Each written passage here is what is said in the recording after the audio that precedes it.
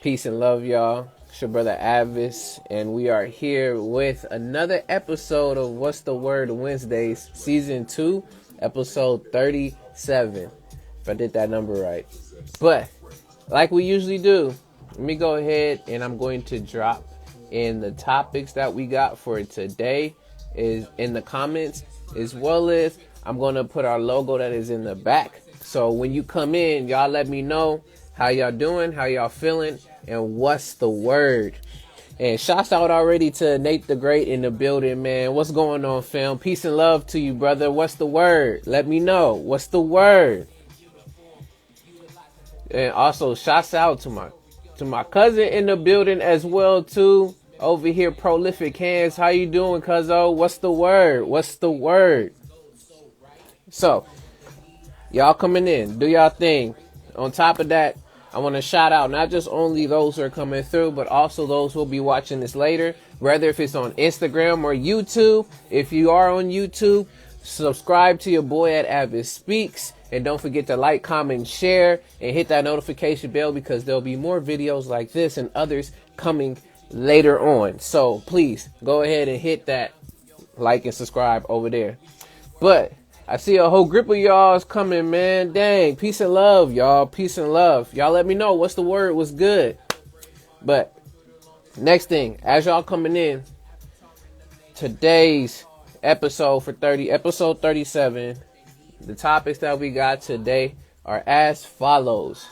We're going to be talking about current events. So there's a whole news portion that I do. So we're going to do the news portion. Then the second topic we're going to get into, we're going to talk about accountability.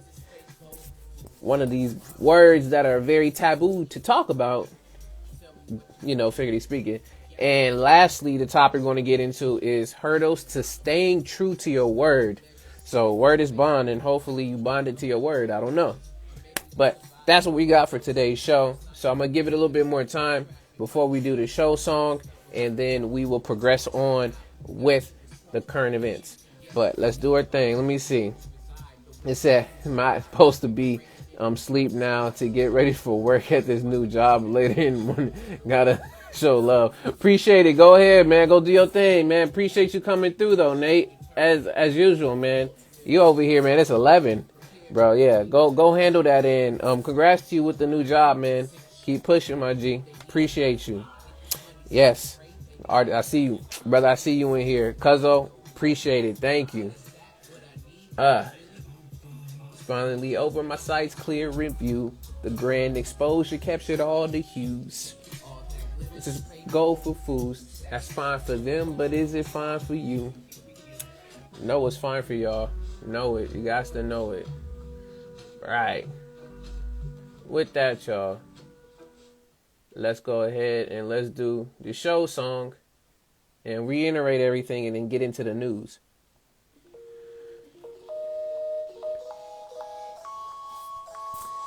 Thank you, Nate. Thank you, man. Got to. And likewise, right back at you. Y'all don't know it. Y'all learn it soon. And if I can't sing, it's alright. We do it like, what's the word, y'all? What's the word? What's the word, y'all? What's the word? What's the word, y'all? What's the word? Tell them like, what's the word? What's the word? What you heard? You gotta know, yeah, what's the word? Once again, y'all, it's your brother A.D.V.I.S.S, and we are here with the second season, What's the Word Wednesdays, and this is episode 37. Yes, I flipped it and switched it up on y'all. Y'all wasn't ready, but I did it anyways. But with that, again, y'all, as y'all are coming in, let me know how y'all doing, how y'all feeling, and what's the word. It can be just a word, or it can just be what's going on. So let me know that while it's happening. Shouts out to the official Wrap It Up podcast. Good to see you up in here. Thank you for coming through. What's the word? But as we do that, y'all, again, shout outs to everyone that's here now. Appreciate your time and your support, as well as shout outs to those who'll be watching this later, whether on Instagram or YouTube. Won't do the spill again, but just know I see you. Next, We're going to get in again to the topics for tonight. So for tonight's topics for episode 37, we're going to be talking about current events, which is the news portion I have for y'all to catch up on some news. Then second, we're going to get into accountability. And then lastly, we're going to be talking about hurdles to staying true to your word. So again, like I said, word is bond, but honestly, are you really bonded to your word? Are you really keeping your word closely knit? And you are who you say you are. Not an Eminem reference, but come on now. All right. But with that, y'all, let's go ahead and let's get into these current events. And as I'm doing these current events, please, y'all let me know if y'all have any news ports or any current events you want to share that has happened around you. Please put them down in the comments. You're more welcome to do so because I appreciate the time and I appreciate the support of what you're taking to do that. As well as if y'all not really into the news sections and stuff, you can go ahead and, leave out for a bit. And I should be done roughly around about another 30 minutes or so. So you can come back in around about 8:30, 8:40 if you don't want to hear the news. But with that, y'all, what's going on? Sincerely Notes the Truth in the building. What's good, my G? What's the word? Let's get into these current events. Now, few articles I got updating on the pandemic as usual, Omicron in particular. Then I got a few ones talking about rising murders going on and happening, especially in LA. And then a few other articles. But let me get into these as we talking. But let's start with the first article, which comes from CNN. And the headline reads, Omicron variant partly evades Pfizer's vaccine protection, study shows. So let's see. Again, what I usually do is 3 paragraphs, or honestly 2 paragraphs, and we out. But for this article, it's short, so I'm gonna read the whole thing to you, and then we can progress on. Right. Article reads, as the track ends, the Omicron coronavirus variant partly escapes the protection offered by the Pfizer vaccine, but people who have been previously affected and then vaccinated are likely to be well protected, researchers working in South Africa reported Tuesday. Boosters are also likely to protect people. Alex Sigel of Africa Health Research Institute in Durban, who led the study team, told CNN. It's the first experiment to directly look at how the Omicron virus might behave in vaccinated people. Tests in lab dishes using samples from about 12 people who have been fully vaccinated with Pfizer's vaccine showed that the Omicron variant could evade the immune protection built by the vaccine, but not completely. There is a very large drop in neutralization of the Omicron by BNX, the Pfizer biotechnic immunity relative to the ancestral virus. Omicron escapes from the vaccine neutralization is still incomplete. Previous infection plus vaccination still neutralizes it. So I said I was, but I'm going to stop it right there. But basically, the article is just summing up how the new variant, especially for Pfizer's vaccine, is still providing some type of protection, but it can still get bits of it still through your body. But with that, y'all, it's been this article. Again, it comes from CNN, and the headline reads, Omicron variant partly evades Pfizer vaccine protection, study shows. All right, y'all. If y'all have any, please throw them in the comments. Again, as I'm continuing through, I'm just giving out the news. And if you're not with the news, you can go ahead and come back later on and we'll get to the other topics. But let's see. Next thing we got. Updating again on this virus. We're going to do this. This is what happens. I know it's annoying, but I want y'all to really at least get the news so y'all know what's going on. I may not have everything, but it's important to know at least something is going on. If you don't listen to the news or you don't consume any of that, I get you, but please read something. Right. Next article, that was my little spiel. Next article comes from The Hill, and the headline reads, World Health Organization, known as WHO, expecting more hospitalizations with Omicron now detected in 57 countries. Now, it's a lot, but let's go ahead. I'm going to do 3 paragraphs, and then we're out. So, headline reads, The WHO announced on Wednesday that a total of 57 nations have reported COVID-19 cases with the Omicron variant, raising concerns that the number of patients who need to be hospitalized will rise because of it. In this weekly epidemiological, y'all try to say that about 7 times to see what happens. This epidemiological report, the WHO detailed that the more data will be needed to determine how severe COVID-19 cases become when they are caused by the variant. It also outlined that more data is needed to determine if the variant is more resistant to the COVID-19 vaccine, according to Reuters. Even if the severity is equal or potentially even lower than the Delta variant, it is expected that hospitalizations will increase if more people become infected, and that there will be a time lag between an increase in incidence of cases as well as an increase in incidence of deaths, WHO reportedly said. Again, if y'all don't know about the Omicron variant, it's a variant that has shown up in South Africa specifically, even though it might have some origins elsewhere. Roughly last month, or a little bit into the end, about 3-4 weeks ago, 3 weeks. And now sweeping all around everywhere. Let me see this last part here. So it says last month, WHO held an emergency meeting where it's determined that the Omicron variant first identified in South Africa was a variant of concern. Within a week, the number of reported COVID-19 cases in South Africa doubled and increased in the numbers of COVID vaccine cases have been recorded and reported in Zimbabwe, Mozambique, Namibia, if I'm saying it correctly, Eswatini, and East I'm terrible with these names. I'm sorry, Africa. I'm terrible.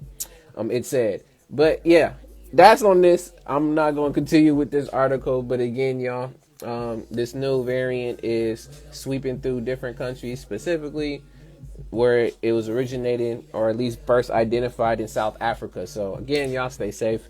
Do what y'all need to do. Take all your health precautions that's needed, whether if it's the vaccines, whether if it's just making sure that you wash your hands, distance, all of those things. Please do that. Keep yourself safe. There's more than one thing we need to continue to be worrying about. It's just not only the situation now, but unhealthy living that you are continuing to do. But if you are, if not, please continue it up.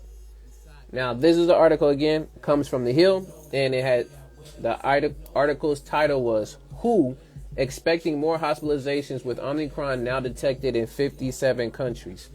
So again, more and more information on that. So let's see.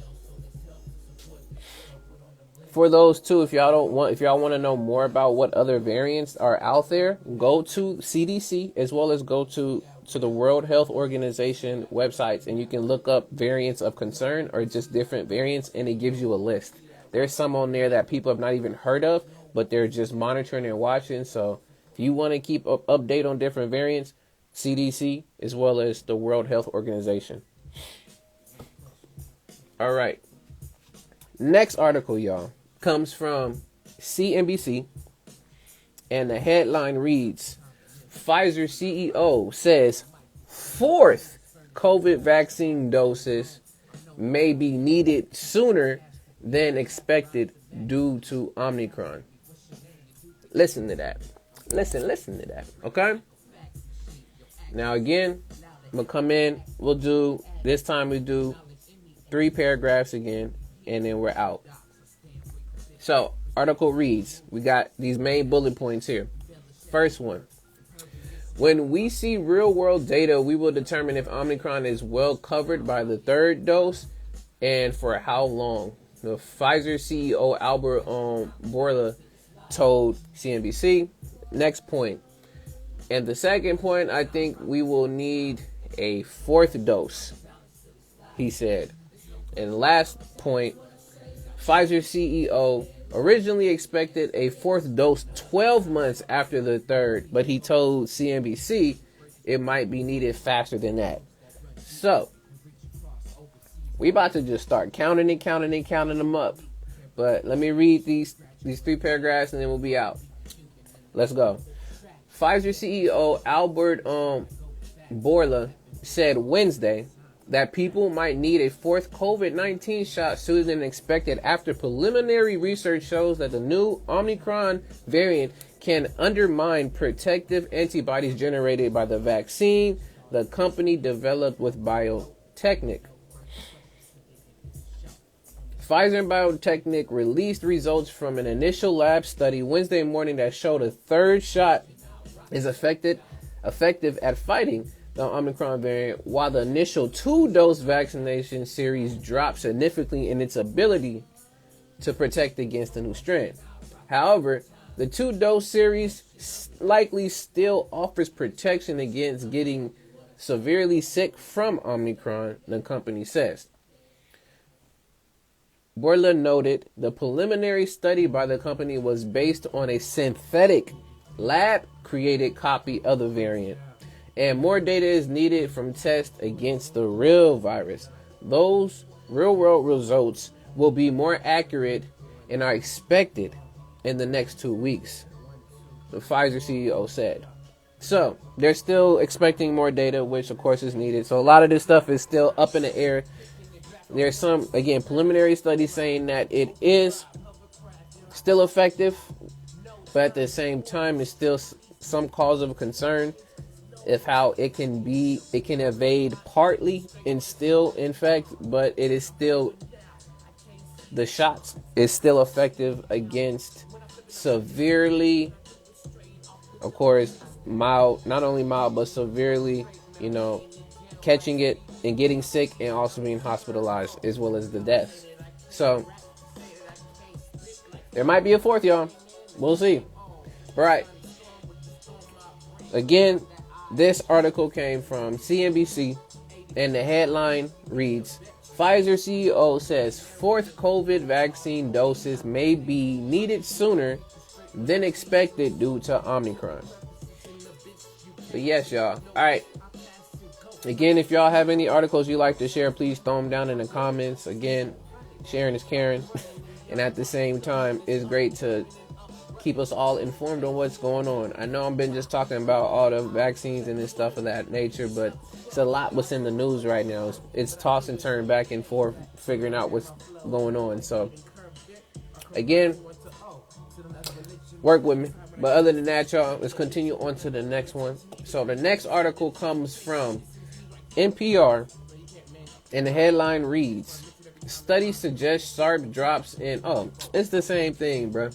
I ain't even got to worry about doing this. This is another article that's talking about how the drops in the doses, as well as the protection against the virus, and now specifically Omicron, is still showing that it's going to be needed over time.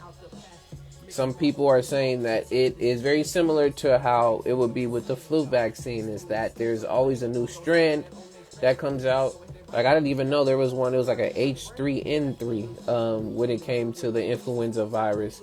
And like every flu season, you come around and get a shot. That's how folks are seeing this too with COVID, but a lot more severe.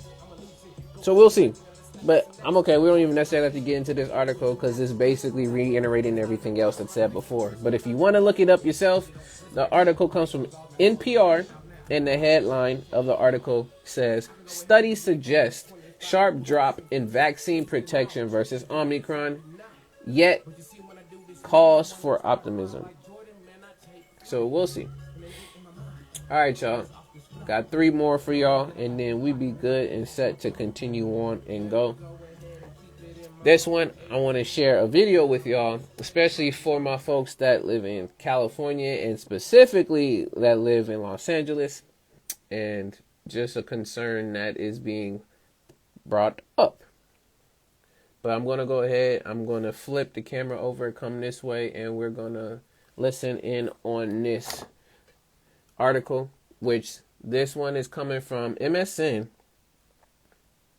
Specifically, the news that's in here is going to be Fox News reporting, and the headline is "Murder Rates Surging in Los Angeles County Despite Claims of Incredible Progress." So, I'm going to play the video. Y'all let me know if you can hear it, and see y'all thoughts after. But let's get it. The District Attorney of Los Angeles County is expressing pride in judicial reform measures. Critics say those measures are leading to spiking crime levels. Chief Correspondent Jonathan Hunt has details. We have made incredible progress, even in these unprecedented times. The Los Angeles County DA has been in office for exactly 1 year, a year that has been marked by a surge in violent crime. The murder of a high-profile philanthropist in her Beverly Hills home last week, just one of a burst of killings that has seen the murder rate rise by almost 45% so far in 2021 over the same time period in 2020. Armed robberies, while down in the early part of the year, have also recently shot up. But the district attorney called today's press conference to announce he would be, quote, outlining accomplishments during his first year in office. I am proud of our entire team in the LA County District Attorney's Office. We cannot prosecute our way out of social inequalities, income inequalities, the unhoused, the desperation that we have. The reasons for the crime surge are obviously complex and can't be entirely placed at one person's door. But the LA County Sheriff told us today the DA has to accept some blame. The message he's delivered to the criminal community, they've heard him loud and clear. And the Sheriff says there has to be change. He's going to be recalled, and that's the change we need. I cannot see him, doing a 180 and saying, well, that was a bad idea. No, he's going to double down on stupid. The district attorney and his supporters point out that voters elected him on the basis of the policies he promised and is now implementing. The sheriff acknowledges that too and says it should serve as a reminder to voters that elections have consequences. Brett? Jonathan Hunt in Los Angeles. Jonathan, thank you. Boom. So again, for my folks in LA, I mean, be careful, cautious. I mean, that's the usual same thing. I mean, wherever any of y'all are, just make sure you're aware of your surroundings. You know what's going on, where you're headed to. Just keep that information in mind. But yeah, 40, almost 45% up from last year. So it's very telling of what's really going on. I mean, there's many variables, I mean, including what is going on with the pandemic and how that's adding on stresses and a whole grip of stuff, unemployment, jobs, drop, whole grip of things that just add the fuel to that particular fire. You know, you want to go at the root and figure that root out. You just only see the symptoms. We don't know the complete root, or we don't address the root. We overlook the root and just go straight to the symptoms. But this is a bigger symptom that's a part of a whole bigger issue. But yeah, y'all, with that, I'm gonna go to the next article. If y'all have anything else, please put it down in there. Right, next article I got for y'all comes from NPR, and the headline on this reads, "Some lockdown drills can harm students' mental health. Here's what one expert advises." Okay, so again, we're going to do 3 paragraphs and we're out. Article reads, "Community members and national onlookers are still reeling from last week's deadly shooting at a high school in Oxford, Michigan, for which one student and his parents are facing charges. The tragedy is highlighting on an ongoing debate about school shooter drills and the best way to prepare students for the worst while considering their mental well-being. How Oxford students responded to the shooting. Oxford high school students' more recent safety drill was in early October, according to its website. The school is one of many across the country that uses the A.D.V.I.S.S training program, a controversial method that goes beyond traditional lockdowns and whose name stands for Alert, Lockdown, Inform, Counter, Evacuate. A.D.V.I.S.'s website says it trains students on how to most effectively barricade rooms, accommodate or communicate with police, and use their time in lockdown to potentially prepare to counter a shooter if they gain entry. It stresses that that step should be the last resort. Critics argue this approach could traumatize students and even increase their chances of being killed. So yeah, y'all. There's been a lot of talk too about not only just policings within schools, but also, yes, this same issue or this same concern brought up of you're training kids and staff in schools to be prepared for possible shootings and lockdowns, and that can have some effects and repercussions. I didn't know about that A.D.V.I.S.S training program, which was the Alert, Lockdown, Inform, Counter, and Evacuate. I didn't know about that. I have to look a little bit more into it. But yeah, y'all let me know your thoughts on this. Again, this article came from NPR, and the headline read, "Some lockdown drills can harm students' mental health. Here's what one expert advises." So, with that, y'all, the last article I got for y'all today, and this is just an ode to, as well as peace to the ancestors and, up there with them now, is Barry Harris. And I'll read some about Barry Harris, but this article comes from NPR, and the headline reads, "Barry Harris, beloved jazz pianist, devoted to bebop, dies at 91. So I'm going to read a little bit, and then after that, we'll be done with the news for today. So, article reads, Barry Harris, a pianist who carefully preserved the language of bebop through a 7-decade career as a brilliant performer and influential teacher, died Wednesday at Palisades Medical Center in North Bergen, New Jersey. He was 91 and lived in Weehawken, New Jersey, if I'm saying that correct. Sorry to my New Jersey folks. Harris has been hospitalized for the last 2 weeks and died of complications due to COVID, said Kira Von Ostenfield Suske, who was a part of a small support team of friends and students that helped Harris in recent years. Harris, would have turned 92 next week, and taught his classes via Zoom on November 20th. We'll see. Give you a little bit of background on what he is, and then we're going to stop it from there. One of the leading musicians to emerge from Detroit's modern jazz explosion in the 1940s and 50s, Harris remained in basically was not fatigued. Into his early 90s, he continued to create.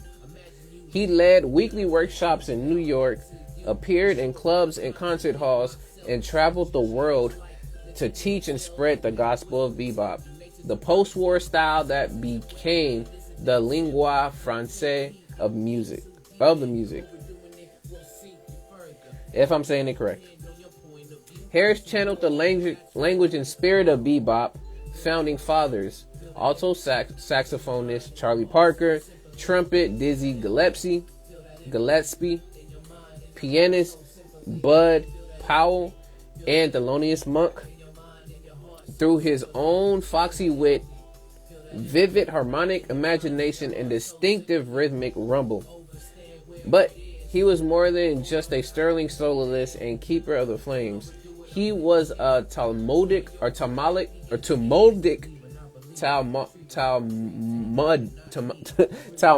I'm tripping over this word. Y'all laughing at me.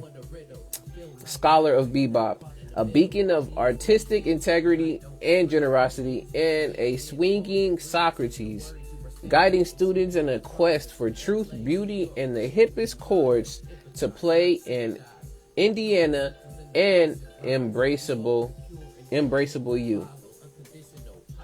So this is a legend, again, that has gone on, and now I say is up in the air with the ancestors, passed on, but has left back and left so much, not only wisdom, not only a lot of impact, but just overall a great legacy for folks to go back and listen to. I would say I've only heard his name once ever, or I should say this is twice, hear him again, but I'll definitely make sure I do my due justice and dig in. But send in love, prayers, and energy to his family and all the loved ones, and grateful for his contribution to bebop, which influenced all these different areas all together. So thank you, Barry Harris, and may you rest with the ancestors.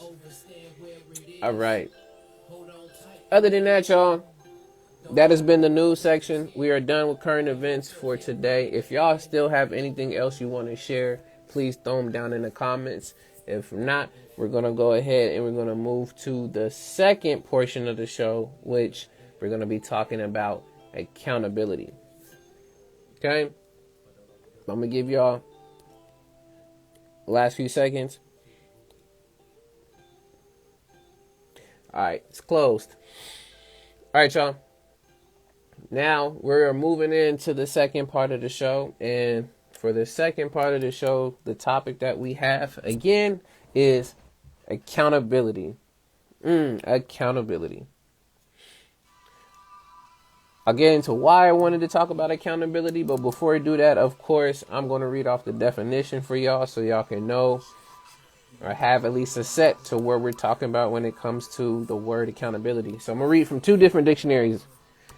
We're going to read from the Webster as well as I'm going to read from the Free Dictionary. So when y'all hear the word accountability, y'all let me know down in the comments later on, even now, and those later on too. Y'all can part of this too.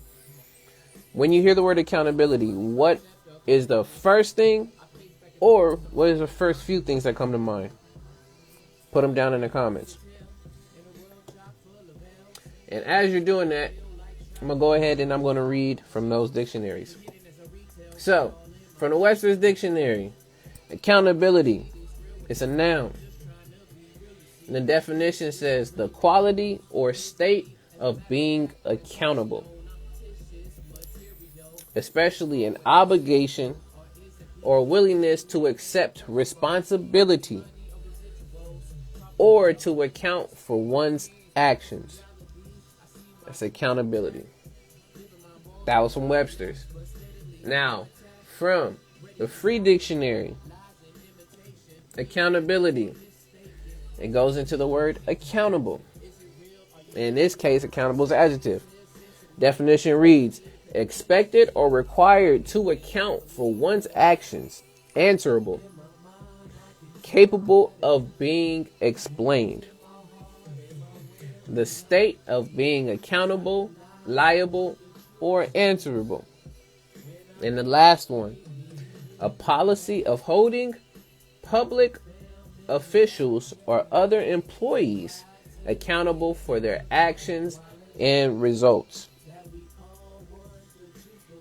So, for example, a need for greater accountability in the school system. Very crazy, right? Not even say crazy, but very coincidental, I should say, with this. But yeah, those are the two from those dictionaries. Now, the reason why I wanted to bring up accountability in particular is because accountability has been one of those words I've been seeing move around the web, Instagram, Twitter, social media, YouTube, all out over there on the internet. And it's been so much of a talk and conversation, whether for or against, when it comes not only in relationships, but for other people's actions and their responses. And I say it became a quote unquote bad word, because anytime you bring up accountability to, again, this is going to be for folks who do not take themselves to be accountable. This is that kryptonite for them to hear someone being accountable. It's important to bring this word and this topic up, because accountability is that piece that some of us miss out on, especially when it comes to achieving our goals, doing our job, sticking to our plans, sticking to the commitments, relationships, friendships, job, anything, promises, or your word, again, that you keep to people. And not having anyone call you out, or you even being able to have the awareness to call yourself out on your behaviors and your actions, and deciding to hide behind others and point the blame elsewhere, whether it's the system, whether it's if it's patriarchy, whether it's feminism, whether it is because it's in my family genes, whether it is because I didn't have enough gas in my car, whatever the situation is, excuses. Again, I should say excuses, using those to hide, cloak, and run behind and run away from accountability. So I find accountability, again, is important because of the fact that it's a part of that framework that helps you to build as an individual and as a person. It's a part of those building blocks. I mean, including awareness, including patience, consistency, empathy. For me, my motto may basically saying to keep your pace. But along with keeping that pace is also making sure that you're keeping yourself accountable for what you're doing and how you go about your actions and your behaviors within life. So not letting yourself get too caught up with not only just using your emotions to react to situations without responding and taking time to bring it in, but using those emotions as excuses and using them as crutches to why it's not your fault. And again, and I'll say this, and this might end up, you debate this. Again, I'm just speaking my perspective. I can be right, wrong, whatever you want to end up saying. But how I look at this is anything that you get yourself involved in and it goes south, or it goes either the wrong way or it can go the right way, you are partly responsible for the outcome of what happens.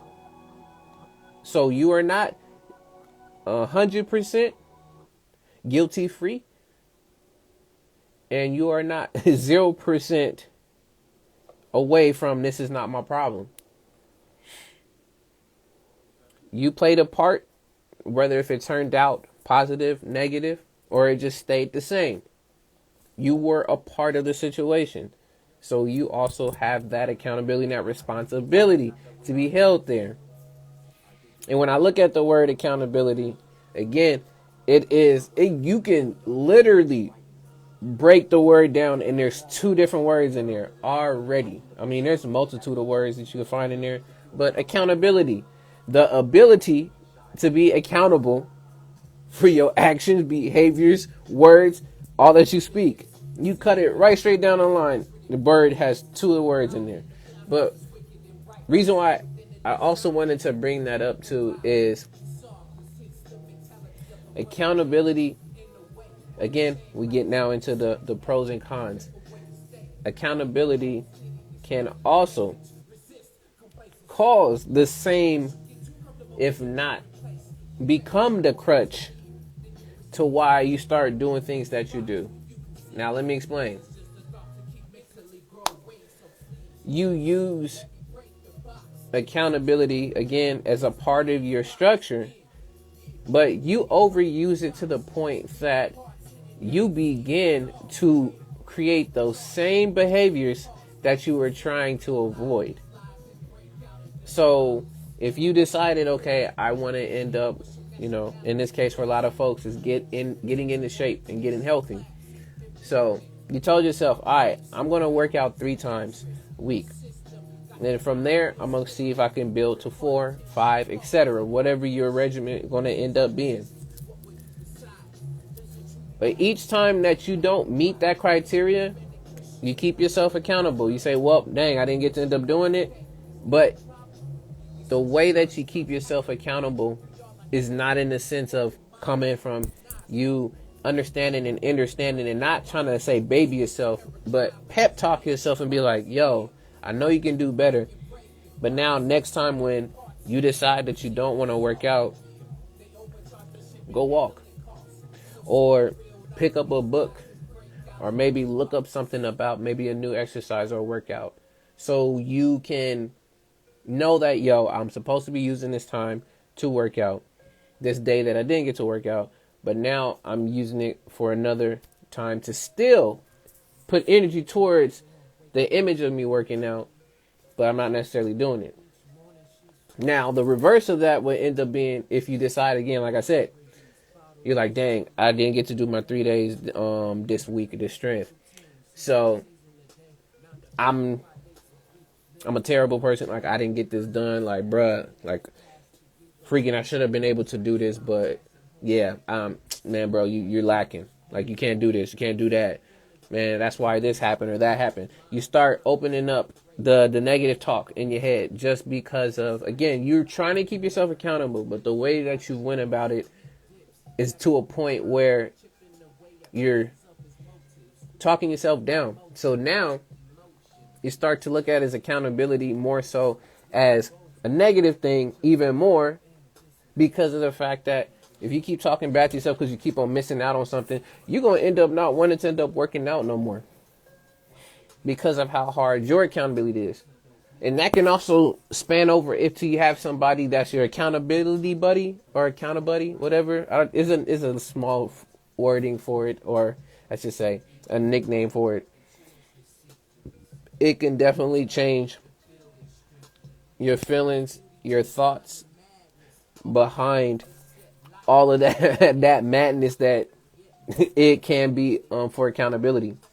So again, a lot of this, one of the words that to me is an important word, is one of my favorite words, is balance.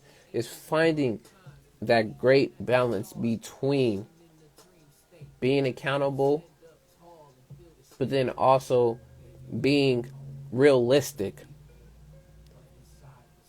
about it. Again, if you're going to look at SMART goals, you got strategic,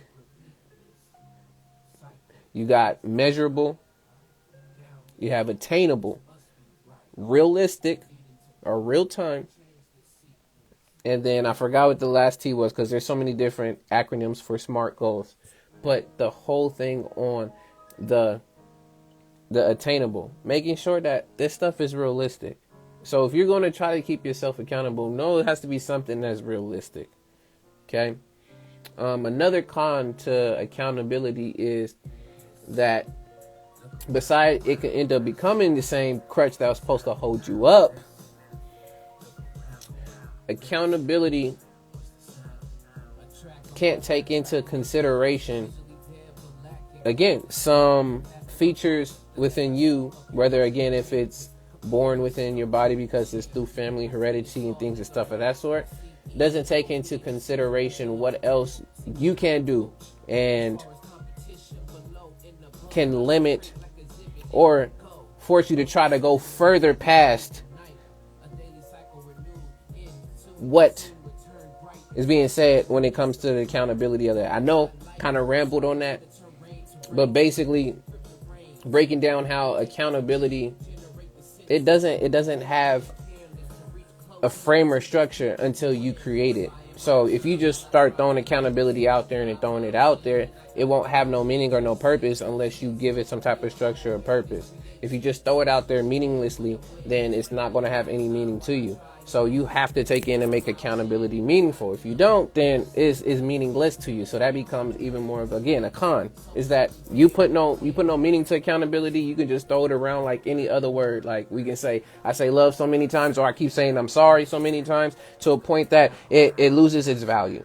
So you definitely want to make sure you give accountability some type of structure, as well as you give it some reasoning to why you're doing the things that you do in the first place. If you don't have a reason for it, then accountability, it don't even matter like that is at the end of the day.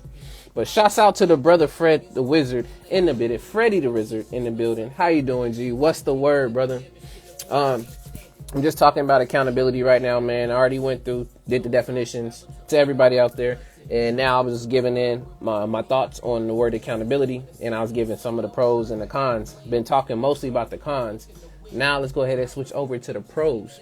Now, I mean, the pros to accountability is of course, the reverse of a lot of the cons. When properly structured, accountability becomes that extra piece, that extra layer foundation that helps you to continue to progress.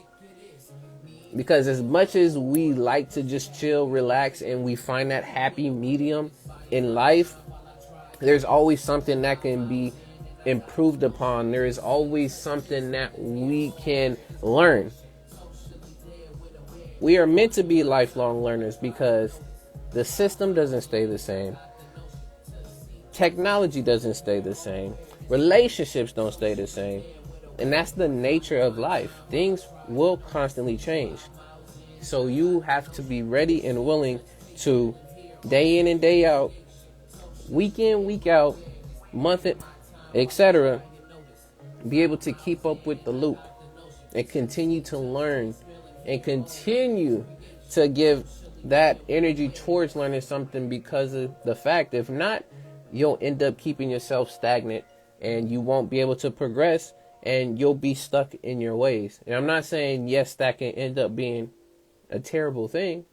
Or I'm saying that, there are some times where you need to stop and really, renegotiate, as well as really think things through.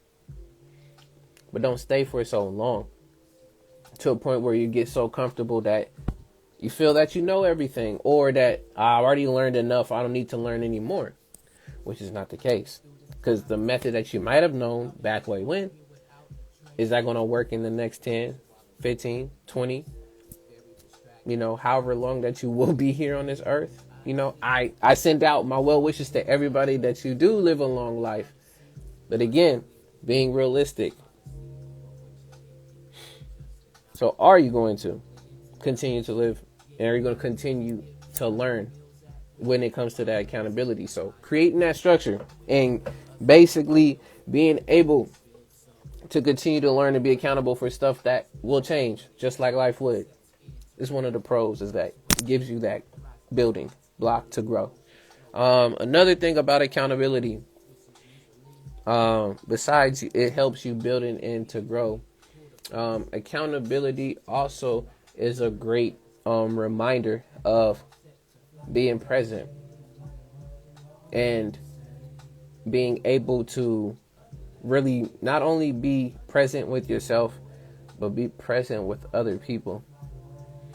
And the reason why I say that is, I can say for myself at times when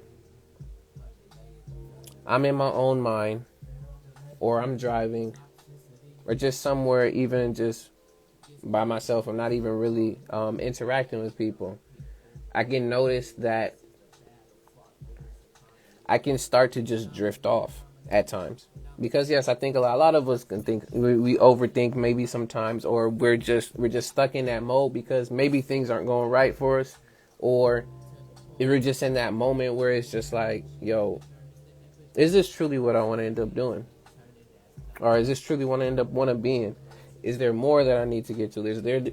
You start looking towards the future, and with having that accountability there, it's another thought in mind in your process to let you know that is eventually a thing That could happen, but that doesn't necessarily mean that's something that is going to happen.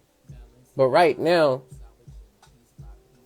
you're here around people. You said that you're going to put in the work that you're going to put in. So go for it. We're here right now. We can think about all of that later. Let's get in this moment right now. Let's handle what we need to handle. Then we can go ahead and think about what happens after that. I feel accountability linked with that awareness helps to keep you grounded as well too. And in the situation or just from those thoughts. Again, our thoughts and our words are very important. I can't stress it enough saying that words are real spells. Also, your behaviors are also a part of that too. Across the board. Because what you mold from your thoughts and mold and come and say from your mouth also become a reflection of your behaviors. And the more that you do a lot of that stuff, it becomes habits. And when you continue with those habits and you don't keep yourself in check yourself before you wreck yourself, or have someone that's there to also help you keep yourself in check, you could continue to be down or go down an infinite spiral, not only of just saying of depression, but it might be an infinite spiral to your own self-destruction. For some folks, even it might be to your ascension. But you always got to watch out for it. Even when you ascending, you got to be careful for the fall as well. Yo, yo, yo. Let me register you. What's good, brother? You What's can go the ahead. word? What's up, my brother? What's good with you, brother? What's the word? Uh, the word, Yo, yo, yo. the word is Kundin. Hey, What's going on, Freddie, Kundin? Calvin. What's the word? What's up? Good to see you. Freddie, you at work, Freddie? Yeah, it's good to see you. Yeah. So hope all is well with y'all. Appreciate y'all jumping in. I know Mhm. we're seeing right now. I was speaking on accountability. I went on the whole spiel. Some of it could have been Mhm. repeated, but at the same time, I just wanted to bring it up because, like I said previously, accountability is one of those words that's being thrown around as of late and further on for some folks, and it's crippling, but then at the same time it's bringing awareness to how folks behaviors and their actions is having an impact not only on them but they're also their relationships. So I don't know if y'all wanted to speak on Mhm. accountability or what y'all have on it, but y'all can go ahead and do what y'all gotta do. Mhm. You know I can barely see your shirt, bro. What you got on? I got words on me, so that's why it's hard, my G. You gotta tell me. Isn't it upside down on the camera? Violence begets violence. Oh, Mm-hmm. yeah. Jenna mind tricks. Yep. Eye against eye, man. Come on, bro. You already know. Mhm. But yeah, shouts out to everyone that's up in here as well too. Hoken Music, good to see you up in here, G. And hitting my vape. Peace and love to y'all, man. So we in here, accountability. But I did read off the definitions earlier. But y'all, let me know what's y'all's take on Mhm. accountability and why should we even worry about accountability? The the ability to take into account. Yeah. When I, hey, can I get your phone number too? Yeah, I saw that same thing too. So if Three y'all see nine the four word accountability, you can four literally six see the two five. words that were just Well, meshed that way, together we'll let you know about the next location super we're at. easily. Yeah. Have a good Y'all night. look it up. It says Yeah. account and then Ability. ability. And then knowing how at least I read words, you just flip it backwards like Freddie just ended up doing now. I did that earlier. Ability to take account. Yeah. Mm-hmm. And that implies truth, truth telling, right? Mm. Uh, re,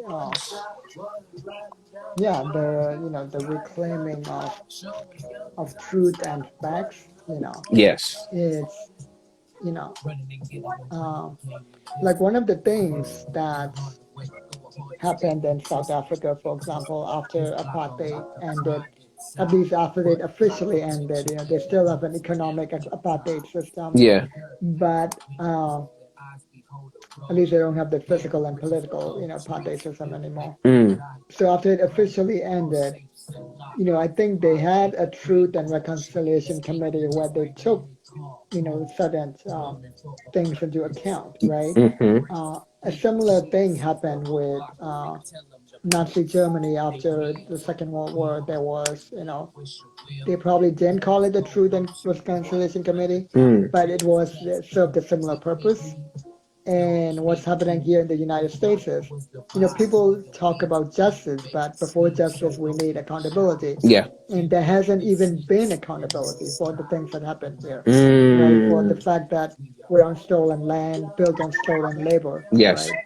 So, so that taking into account the truth and facts about what happened, Yes. that hasn't even happened. That's on a big systemic level, right? Yeah.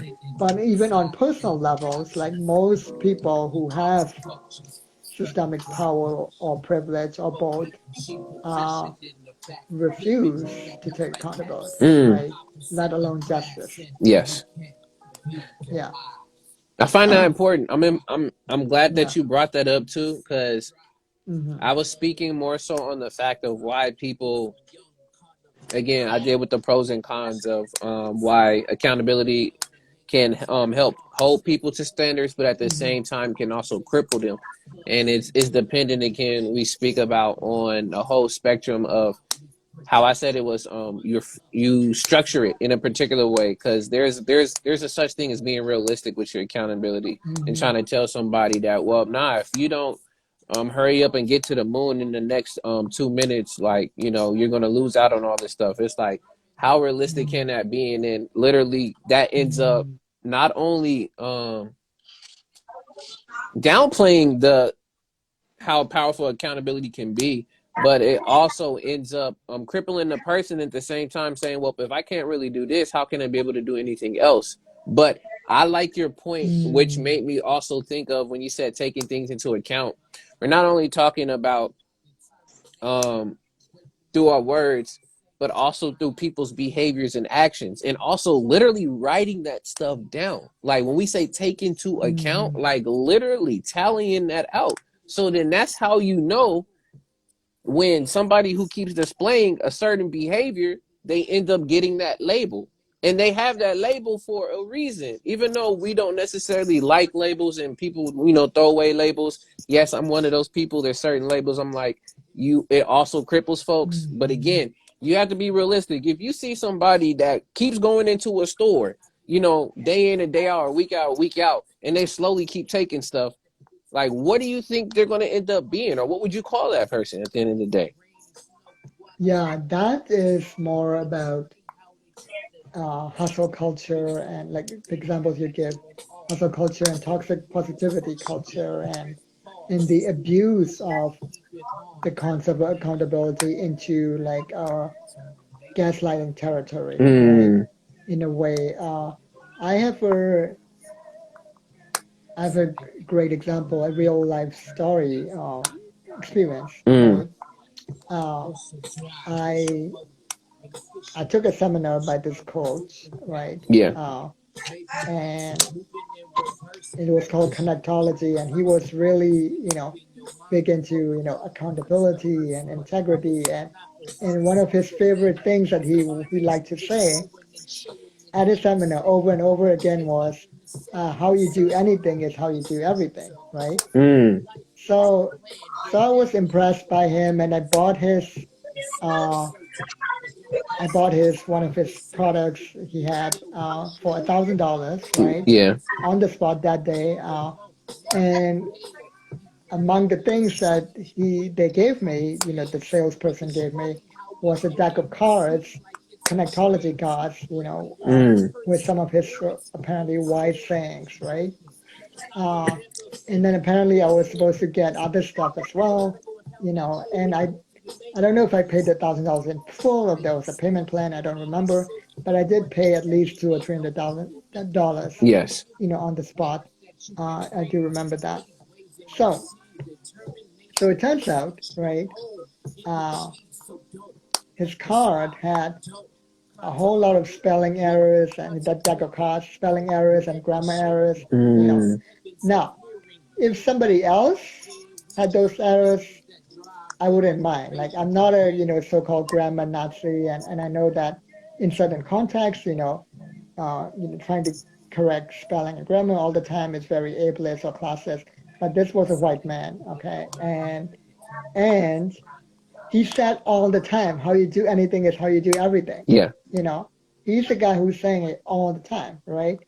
So it's like, huh, if this is how he's treating this little deck of cards, Yes. you know, imagine what his real course is going to be like. Because according to him, how you do anything is how you do everything. It occurred to me. So I messaged his salesperson and asked for refunds, citing this reason, right? Mm-hmm. For the entire amount that I gave them. And and and of course she started trying to gaslight me, but eventually, I was like, no, no, no, we were arguing back and forth. Anyways, eventually they gave me a refund. But a few days later, I was uh, at a different seminar by a different person, and it just so happened that this guy who sold me this deck of cards and was, sold me that program, Yes. he happened to be in the next room giving another seminar that I didn't know. So I ended up running into him that day, and I had like no hard feelings, so I tried to hug him, and he was so angry. He was like, "Don't hug me! Like you lack commitment," and like blah blah blah blah. Blah, blah, blah, blah. I'm like, "What? I lack commitment?" And then he might even have mentioned accountability and things like that. But these are words that are very important concept: commitment, accountability. Yeah. But in the personal development field, Field. especially by these colonizers, these types of people, they've abused it to the point where they use it to make themselves the victims, Yeah. right? And me, like this, lazy entitled bully that was so bad and so evil. I wanted a refund because I wanted to keep him accountable to Mm, his own statement, his own values. yes. How you do anything is how you do everything. It's not my value, that's his Mm-hmm. value. I'm holding him to account to his value. Yes. Wow. And he wouldn't, yeah.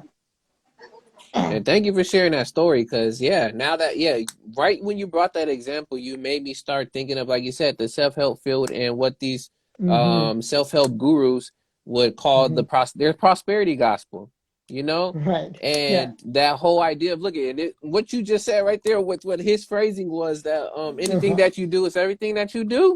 Like, Yeah.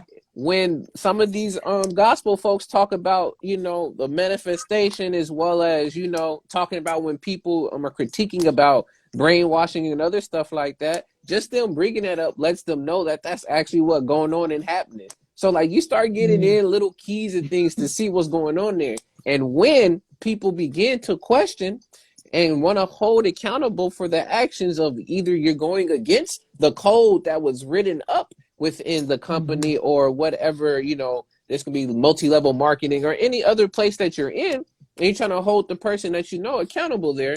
Like you said, you'll get the Mm-hmm. gaslighting, you'll get the Mm-hmm. backtracking, you'll get the, well, no, that's not exactly how I do it, the excuses and the explaining out of, no, like, what I was doing is still right. It's the way, to the formula that you did it. It may have seemed that you thought I might have done it wrong, but in actuality it wasn't. Because again, remember, we're two different people, but still, whatever you do, you have to do it the same way that you did it before. Again, just explaining around in circles Mm-hmm. of what's Oh, one going more on. thing. One of his coaches tried to gaslight me as well, because it turns out one of my the things I was supposed to get as part of the $1,000 that I paid was to get a coaching from one of his coaches. So when he called me, I said, "Oh, didn't your salesperson tell you? Like, I already canceled this, so I don't need this call." But then the coach was like, "Okay, why did you cancel?" And so I explained it to him. And you know what that coach said? He said, "Oh, do you have this pattern of destroying your relationships out of for a little thing, and how are you repeating it here? Yeah. And like, it's not a little thing, it is a big thing according to your own boss. Yeah. You know, it's a little thing to you, and it's kind of a little thing to me because I don't hold the same value. Yeah. But your boss does, and I'm holding them to account to that. So in that context, it's not a little thing. Mm-hmm. And we went back and forth and argued, and then eventually I got off the call. But he tried to gaslight me as well by trying to, without even knowing anything about me, Yeah. asking me it would be called a loaded question or concern trolling, right? Where do you have a pattern of ending relationships based on a little thing, and how is this affecting you? So that's how they manipulate you, these types of people, Yeah. you know. Words, y'all. I'm gonna keep saying it. Yeah. Words Yeah. are real spells, and the way that you Mhm. weave them and put them together can sound either sweet or they can be Mhm. as toxic as you want to make them. That's why we have Mhm. curses. And I'm not gonna go into it Mhm. again, like I said before, but yes, accountability.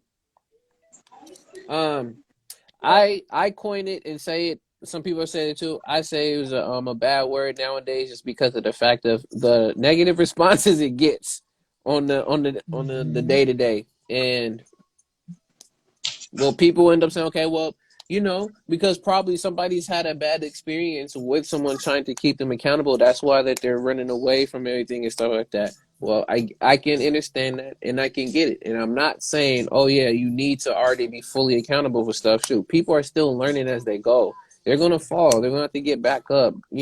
Fall down 7, get back up 8, just for you to figure out again what works for you. That's the main thing with a lot of this stuff of being accountable, is you start to learn where you failed, but then learn what works for you, and you build something around it. That's why I say, on top of my motto, or my motto, my acronym of PACE, along with patience, awareness, consistency, and empathy, accountability pieces in with that together to not only help Mhm. you figure out what your pace is, but be able to help maintain and keep you not only disciplined, but also in the right mind to know where you're going. It gives some direction. Right. So it is crippling when it's abused, like my examples, right? Or when it's unrealistic. Like, Mm-hmm. you have to be held, keep yourself accountable for goals, like with goal setting, for goals that are actually doable, that might maybe stretch you a little bit, right? So that you actually grow, but not in an unrealistic way, like stretch you a little bit, but don't go beyond the edge, Yeah. right? So a goal like, I'll make $1 million in 30 days, that's ridiculous. Like, if you're making $1,000 a month right now, $1 million in 30 days, and holding yourself accountable, you'll be disappointed and eventually depressed if you keep Oh, having that's goals what you like said that. about being Right? realistic with your accountability. Right. Yeah. Mm-hmm. Yeah. Yeah. I think we have to take into accountability that if the people around us aren't taking accountability, we need to either change our circle or help But Yeah. I think, like, you know I was once a part of a group of friends that you think that they're like your best friend, right? But Yeah. nobody's taking nobody accountable. Mm. You know what I mean? And then you realize, and then you go through stuff, and then you realize what's a good friend, right? And a good friend is someone who holds you accountable and helps you be accountable to what it is that you're saying or what it is that you're doing. Or I remember Mm. there was a time when I didn't have a job, and Yeah. I was always like, oh, like like there was like high school, and I was like, oh, I'll just I was coming up with excuses of, like, I didn't want to work at that time. I was like, man, fuck that. And then my friends were like, bro, like, you're talking about doing this and doing that, like, if you're trying to, like, make steady income and do, like, just get a job, and why, because I've had, like, a different, like, mentality. Yeah. And they held me accountable to get a job, because I was just like, man, fuck all that. And then it's like, oh, these are real friends, like, because Yeah. these other guys, like, they don't care, these other guys, they're not telling me that, like, and then you gotta, also reflect on yourself, like, is there things that your friends or family like are telling you, and you see it not happening, but you kind of let it slide? That Yeah. goes to show how much of a good friend you are, right? Like, Yeah. right? Like, every now and then, like, when get together, discuss certain ideas or do certain things. Like if a friend says, "Oh, I'm trying to do this," and like come times, time comes around and it's not happening, you can't just be like just watching that. You got to be like, "Yo, bro, I thought you were gonna do this, I thought you were gonna do that," Yeah. You gotta be accountable, help them be accountable, and then you'll see who's really about the change. Who's really about trying to move forward. Because I've had people get mad at me Yeah. when I try to hold them accountable, Yeah. but that just means like it just goes to show where they're at. And Yeah. then the people that are recognized are like, damn, like I appreciate you, like you're right, I need to get on it. And I see that with like literally everybody. I think every relationship you have, Mm-hmm. if it's a real relationship, it's you guys are either being accountable together Yeah. or holding each other accountable for the times that you don't see each other. Yeah. No, very true, man. Yeah. Oh. And also it's important to have it be like things you have control over to a certain extent, right? Mm-hmm. Like $1 million in 30 days, for example. It depends on other people buying your products and things like that. It depends on other very variable factors. Mm-hmm. But a goal like, say, I'll write a poem a day for 30 days, for example, that's actually, doable Mm. because you have control over that, right? Yeah. Right. It's like it doesn't depend on anybody else. You can do that. Like you can give yourself time to do it. Now, if Yes. you want to stretch, right, stretch yourself a little bit, you can be like, I'll write 3 poems a day for 30 days, Yeah. right? Because if you feel like a poem a day is just too easy for you, right? So like that. Or even with the book club that we did, right? We all committed to uh, reading 3 chapters a day of the parable of the sower, which was doable, which was, maybe a little bit of a stretch at times, especially for me because I was running 3 other book clubs at the same time. Yeah. Uh, and but eventually I stopped. I learned my lesson. I didn't stress myself so much. I started reducing it to like once or twice a month Yeah. for all my book clubs. But yeah, it is good to sometimes, with accountability, like give yourself a little bit of a stretch goal from time to time, but Mm-hmm. not too much, not in an unrealistic way, right? Which goes back to the previous week topic, right? The balance. You have Mm-hmm. to do it in a balanced way. Yes. Accountability is that scale, and you figure out Mm-hmm. where on that scale where you want it to land more consistently. Mm-hmm. Do you want it to end Mm-hmm. up always going over, and you want the scale to be over on 20, knowing that the scale Mm-hmm. only goes up to 10? So knowing that it's impossible to get it off from 20, or you're like, you know Mm-hmm. what, I want to start here with 5, and we'll work my way up. Mm-hmm. Again, I wanted to add on to Freddie's example with the friends and the accountability piece there. It it not only again shows and comes to light to know who are really there on your side, as well as knowing what needs to be worked on between the folks, but it also helps you to be able to meet people where they at if those people are there willing to do so. So you know Mm-hmm. where you got to begin to start with it, or even yourself where you need to start with it. Because I agree, Kunden, it definitely has to start within. A lot of these stuff that we Mm-hmm. address and we need to, overcome, it starts from within. And it starts to make me think that accountability is a skill in particular. Mm-hmm. It's a trait in the skill that is honed and learned over time. Because if I think about it, if accountability was already naturally given to us already, then there would be a higher probability of people keeping people accountable. But Mm-hmm. again, I'll go back like you went back last episode, and we talk about the dysfunction or the normal use of dysfunction within families, within relationships, within society.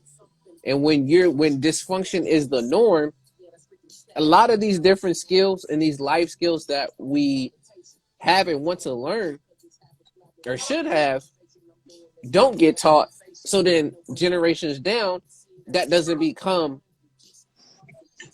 a priority to even learn because my parents and them was able to do it. Their grandparents and them was able to do it without it. So why do I even need it?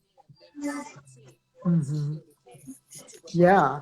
Actually, in terms of goals and accountability, I just heard a really good one earlier tonight. This man, uh, 4 years Wait, ago, wait, he gave wait. himself the goal You of don't leave? writing 10 books in 10 years. Mm. And I'm like, that sounds like a big goal, but it's actually doable because he stretched it over 10 years, Yes. right? And he's already Where'd you written go? 5 books in Where you 4 years, gonna so he's already overshot his goals Mm. because he made it doable. So if you have a big goal, then just stretch the timeline and make go? it doable that way, you know? Yes. Yeah, Again, as we was talking about, I yeah. said it earlier about for folks to talk about a structure when it comes to setting SMART goals. You know, that whole Hmm. acronym for SMART. I mean, it Right, yeah. interchanges depending on which one you're looking up for SMART. But I was stressing the A in particular, attainable. We keep saying it Hmm. realistic again because of the fact Hmm. that you can't make yourself accountable for something that Yeah, one is not attainable. even there because it's not even able to get to. So if I'm Hmm. again with another example, if I say, yo, I want to learn how to end up driving a stick shift manual Maserati in the next 5 days, Yeah. Okay, what do you want right now? Because my one, I have cousin. to figure out how am I going to be able to get the car, especially if you don't have money to get the car. You just Two, gonna get Yeah. I'm used to automatic cars, so how I'm going to Hmm. automatically switch from an automatic car to a manual car and try to learn it Hmm. within no span of days. And Yeah. then three, how I'm gonna be able to keep up with it. So like I Hmm. have to try to get the car, try to pay for it, get the money, learn how to drive manual. You gonna stall because if you don't know how to drive manual, you can stall and mess up your whole car. So then it ends up defeating your purpose of trying to drive a manual stiff car because of the fact that you haven't learned to do any of this stuff. So I have to be realistic and be like, yo, span Chill it out. over time, like you said. Hmm. What's going on, Kimberly? Good to see you in here, fam. What's the word? Hey, Kimberly, and hey, Soul on Fire, Mauricio. Good to Mm. see you. Yeah, I'm done with it.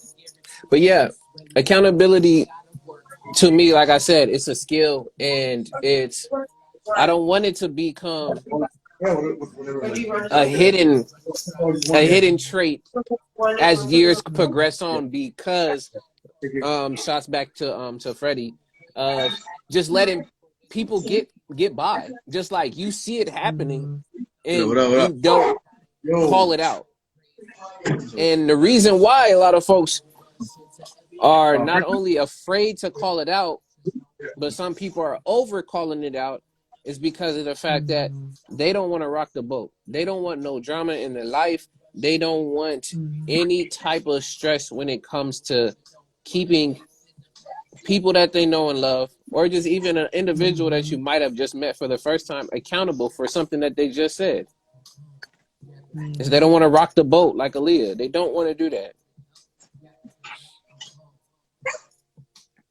Yeah.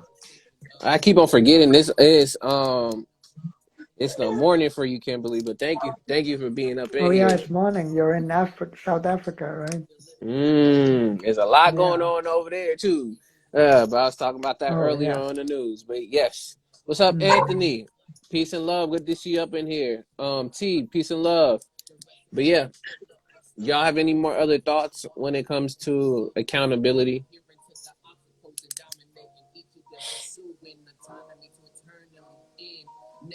Hip hop. Of course, brother. Anything else you have, Kundin, when it comes to accountability? Or anybody else too in the comments. Y'all could put something down too for accountability.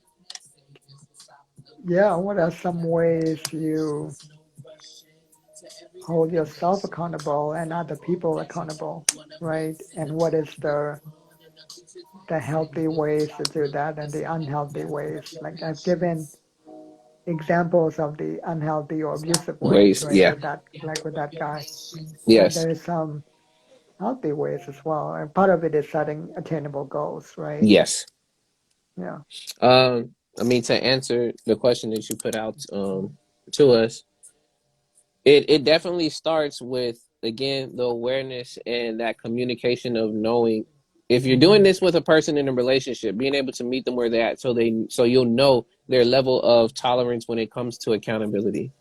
Mm-hmm. That's why there's the whole setup, and I said it earlier too before y'all came in about a accountability buddy, and depending on whatever Mm-hmm. you're doing there. So if you have someone you want to go work out with, I use that as an example.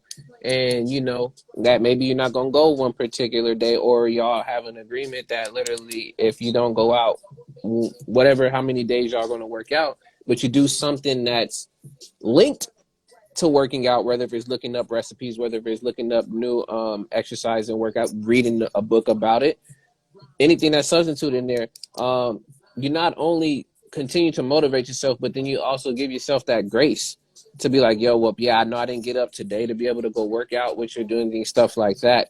But I'm still putting in some effort and some time when it comes to my overall health as well. And then the other Mm-hmm. person knows, okay, well, yeah, then I know it's just a day he wasn't feeling it. And then if that happens to me the other time, they'll be able to have my back on that. And to the point where we're not going to make it a normal thing where it's a continued behavior. That's where you also have to be careful, is you have to watch when you give slack on stuff.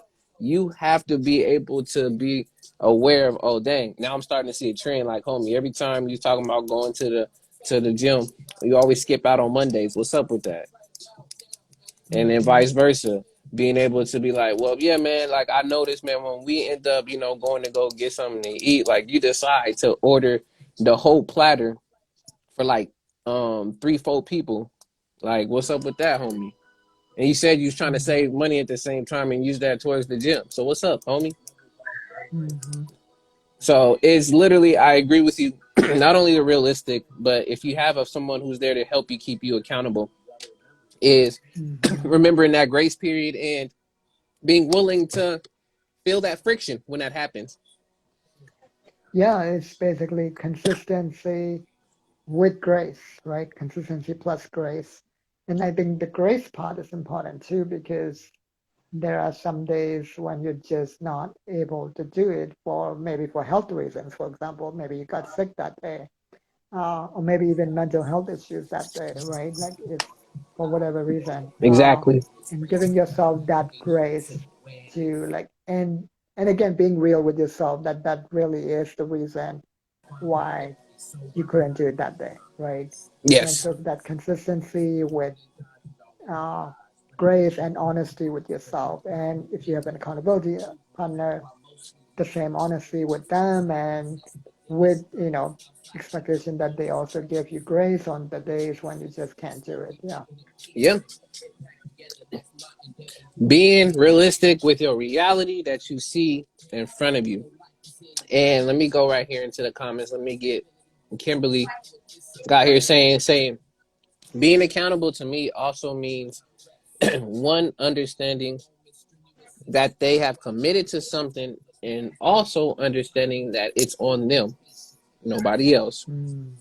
Another one, being accountable is admitting that whatever moves I make or things I do is entirely on me.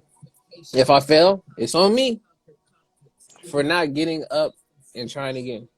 Yes. But all right, I'll pose this back and y'all can also answer that too. But what if the tractor says, but in the past when I've done stuff like this is what always end up being the result. Like my family is trying this. There's something inside of me that always tells me that this is it. Society says that I'm always gonna fail.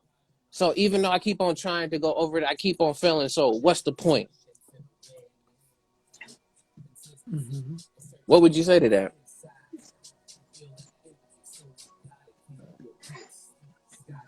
What that people who blame it on societies or say, what's the point?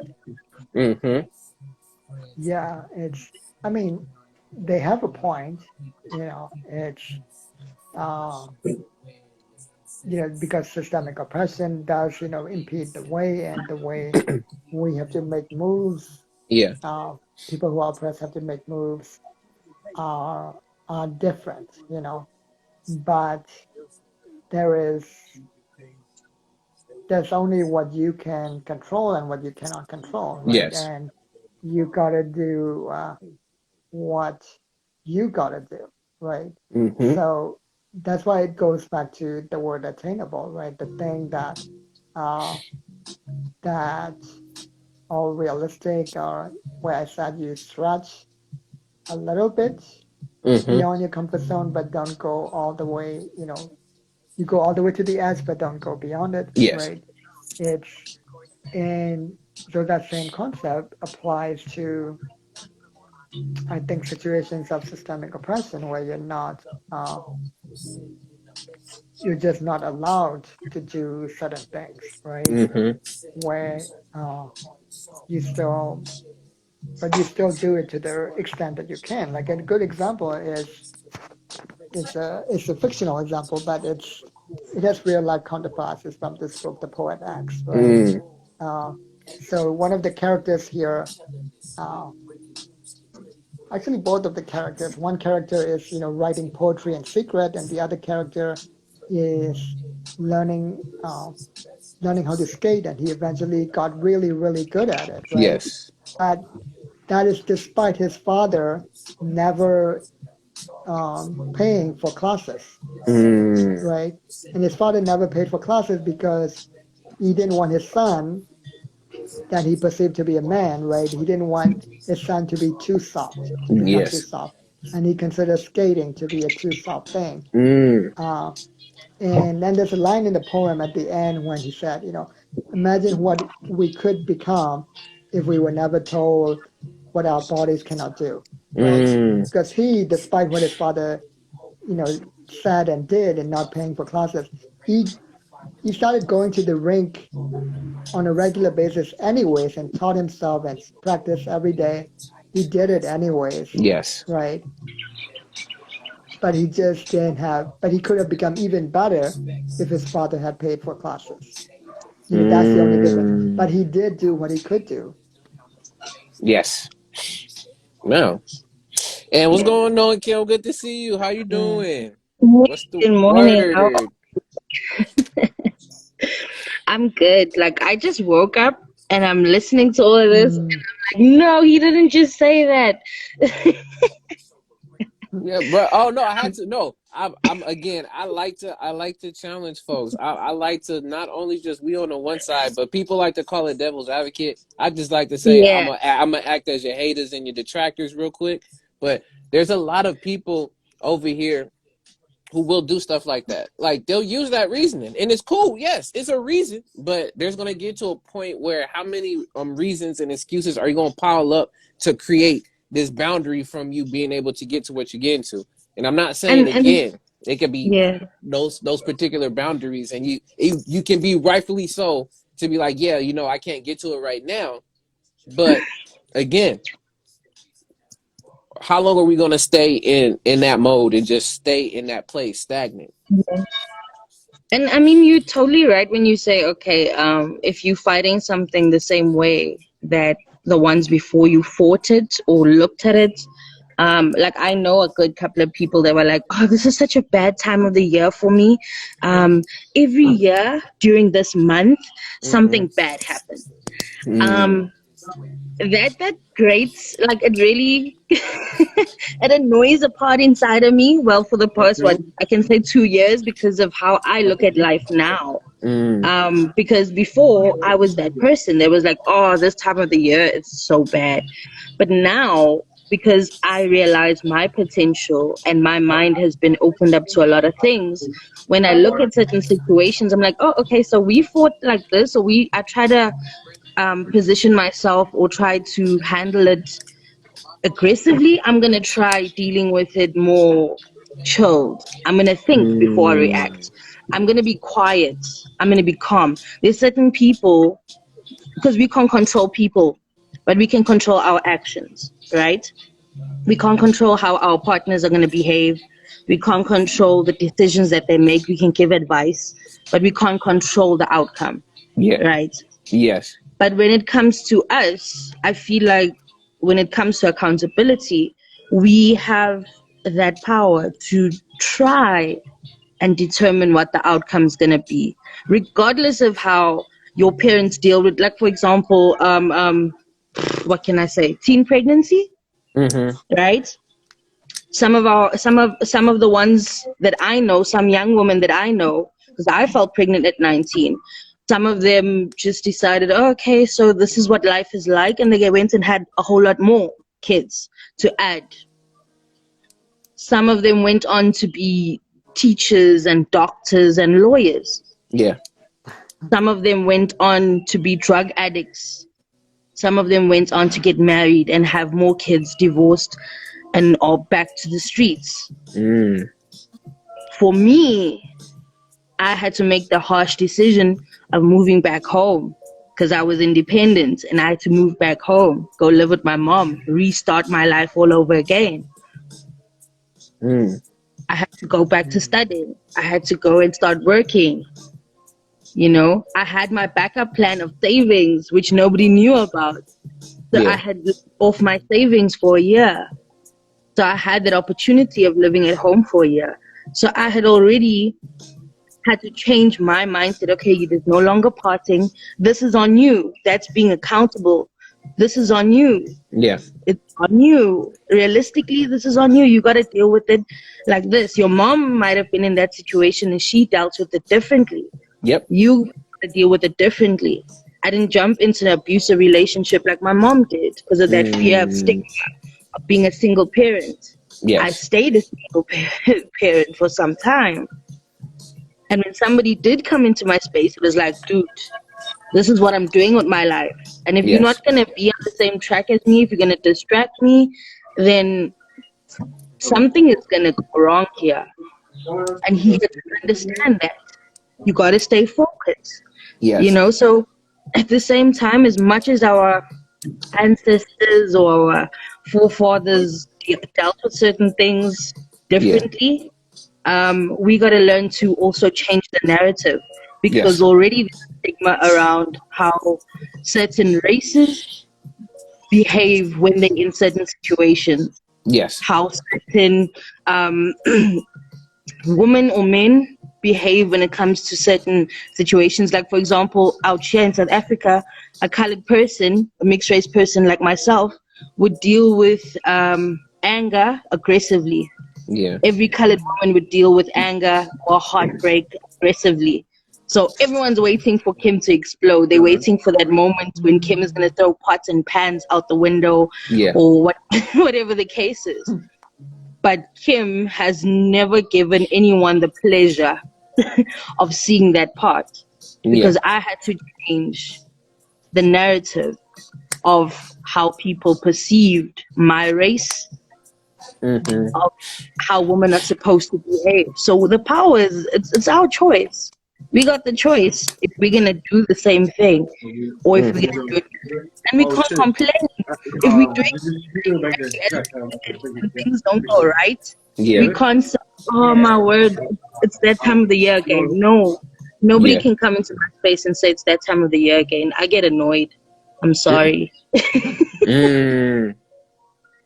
Yeah, I mean, to your point, and Dallas already touched on it in the comments, that when you start to create those thoughts and those things that, you know, go over and over in your mind and your head, you start to create the very cycles that we talk about, especially a lot of the cycles that you want to end up breaking, these generational curses, the cycle, whatever you want to end up calling them. That's what happens when you have a thought that turns into words and actions, and you do it consistently over time. It becomes a behavior, a learned habit. And once you get that habit, you create not only the obstacles around it, but the protection around it, that then soon creates that cycle, whether if it is a cycle that is to your detriment, which is to harm you, or if it's a cycle that you're thinking of, you know what, I need to break out and create a new one.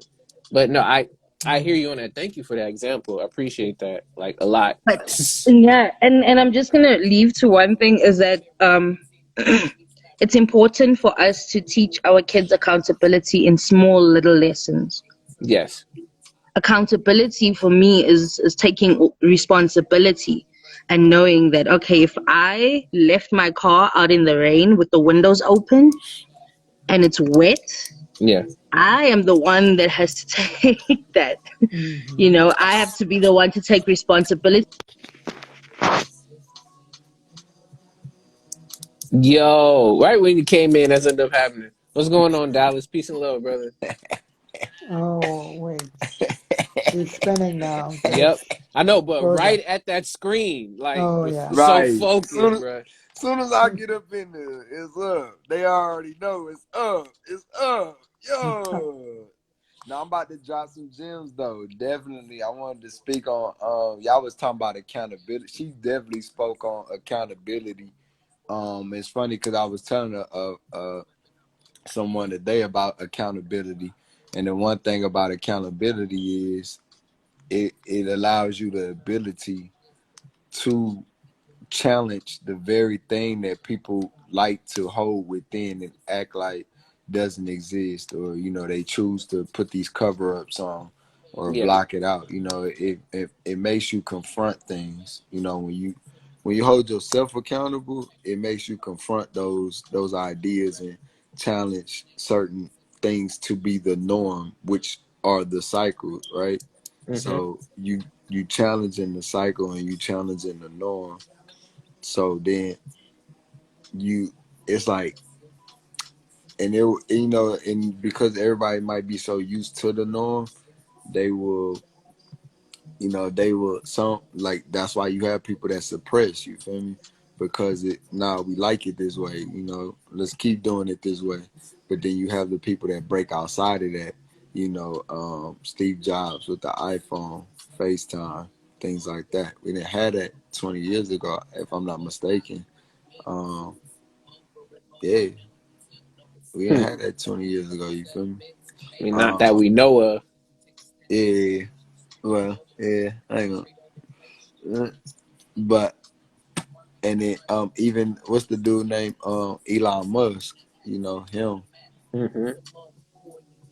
You reach those phases when you break outside of the norm. Like, I was listening to a Stoic audio the other day, and it was spoke. One of the things that he said was breaking outside of the cycle and placing yourself among the insane to see where you rank Mm. the insane. Mm-hmm. Because when you don't go with it, everybody's going to be like, nah, you're not doing it the right way, or you're not doing something the right way. Yeah. But then when they see how it can work, then it's like, now they want to jump on board, and now they want to, go ahead and do these things. But it started from a person breaking that cycle and pushing to be in the she's back, yo, pushing Yo. pushing themselves to challenge those perspectives. Like, y'all already know, for the ones that know me, and I've been on there a few times, um or a couple times, my team, we challenge each other. Like, we have dope perspectives. Like, I love it when we sit there and we're trying to figure out, like, because we don't believe there's a right or wrong. We just agree on, we agree on something. I think that's even dope. Like, that they don't even understand, like, how dope that is, that we all can agree on something. Because most people can't even agree on food, or and we might not want the same food, but we agree we don't want the same food. Like, like, you know but we like challenging those perspectives. We love sitting there, like, but what about this? What about that? And then we'll just, like, we'll leave it where it's at. Like, we'll space out on it, talk about something else, laugh, and Yeah. things like that. But ultimately, it's always good to have people that are going to push you to challenge those norms. Shout out to my friend Lisa. Hey, friend, that's my friend. She's actually one of my great friends. Speaking of Woohoo. challenging perspectives, I love when we have our calls. Like, we have calls where we're just on the phone for hours and we're talking about different things and then challenging certain viewpoints. Really great friend. Um, I mean, now I know, but yeah, oh yeah, I'm gonna introduce now y'all, I know. CJ. Yeah, Um. but nah, but definitely, like, that's why it's good to be that's where accountability comes into play, because when you account yourself, you're able to account other things in the way that it's supposed to be. I feel like. There's no feeling, man. You do it. And There's no feeling to it. You end up doing it in that case. Look, I'm gonna continue. We can still continue with accountability, I but was I gonna already see say the I time. was But actually about let's to jump. I move. was about to jump to Yeah. the next one and say, Yeah, I want to. So hold on, go because ahead. I do this for my video too, so I can know where in the point to cut stuff. But now we're gonna move to the Oh last topic, yeah, y'all, for tonight. So the last topic, which again, y'all, if you're not for paying sure. attention, everyone out there that see me, I do put these topics together on purpose. I don't care if I'm gonna have to keep saying that every live, but I do this on purpose. But the last topic for tonight is hurdles to staying true to your word. Now, go ahead, Mm-hmm. Dallas. I know you have something, and then we'll preface it and put it together. So go ahead, brother. First of all, I want to say thank you again for y'all having me on here. Like every time, I know I don't really come on here often, but like when I do, it's dope. The energy is always dope. Um, but when it comes to staying true to your word, that's something that even myself, I like to be honest. Like, Mm-hmm. those who know me, CJ is actually, CJ's a part of that team about All challenging right, if y'all don't us. know, it's me. You gonna keep Oh, saying that. Some people oh, don't my know. bad, gang. Look, I have so many. I have so many different names, y'all. A.D.V.I.S.S, my real name, CJ, Mr. Acronyms. Like it's a whole group of different names, y'all. But he's talking Hey, about me. I call but that's what I'm saying. Like CJ is part of the team. He's part of this team where we definitely challenge those ideas of like he'll say certain things. Like he'll be playing work. Like I love it though. You feel me? It's dope. But as far as saying true to your word is just about being honest. I feel like it's honesty Mm, because when you like a lot of people, like I have two girlfriends, so a lot of people say, yo, D, Mm-hmm. how does that work? I was like, first of all, we don't have jealousy, we don't have envy, we don't have hate, we're not trying to be right or wrong. And I feel like when you carry those characteristics of honesty, like we're honest, like we sit down, we talk for hours about whatever, it could be about candy, it could be about, what's the next business move, whatever, mm, whatever. But the point is honesty. Like, because the one thing that I teach them, I say, yo, when you lie to yourself, that's the biggest lie that you could ever tell. mm, Like, Mm-hmm. if it's about the way you feel about something, if it's about, hey, I'm gonna come see you in an hour. If I say I'm gonna be there in an hour, I'm gonna be there in an hour. You feel me? Like I'm gonna be mm-hmm, there in 20 minutes. I'm gonna be there in 20 minutes. If I'm on the way, if I say we meeting up today, this is what we doing. And let's like now I'm a bit like I run businesses now, so a lot of times, sometimes a client type of situation might occur. So that's the only time that I would really cancel on somebody. But that's rare because once again, I time manage well.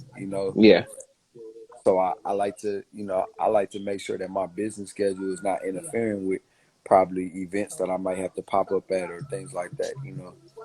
But yeah, so just staying true to your word is all about accountability.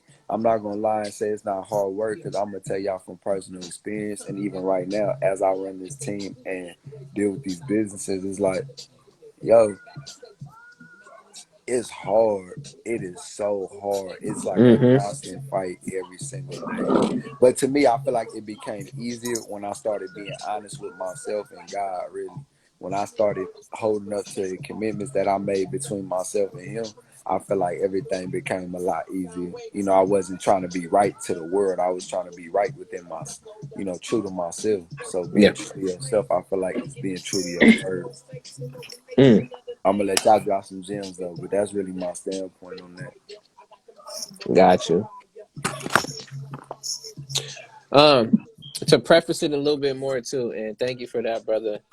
Nah, guys, I ain't got no Um, shirt on either, by the way. yeah, this And fool, it's going on YouTube, Instagram, so that's on you. As long as you not, as long as you ain't busting a D'Angelo or busting Marquise Houston, any of those folks, like we ain't trying to see a whole no. nah, All right. Go dance in the rain, okay? Don't get served. But with the whole preference of this, y'all, nah, it's all good. I want to speak on the whole idea of honestly the hurdles. So I want y'all to give me some ideas of what are some hurdles to you staying true to your word. For me, I think I the said one way a person steps, it's, I yeah, said my hurdle, right? Just No, yeah, well, I no. mean, you talked I about it didn't. in, no, It you was talked, staying true to no, yourself. hold It on. was It's so, lying to yourself. hold on. I'm not saying you did it. I'm saying you He came in and said, you spoke, "No, look at hold, Kim. Kim is over here rolling."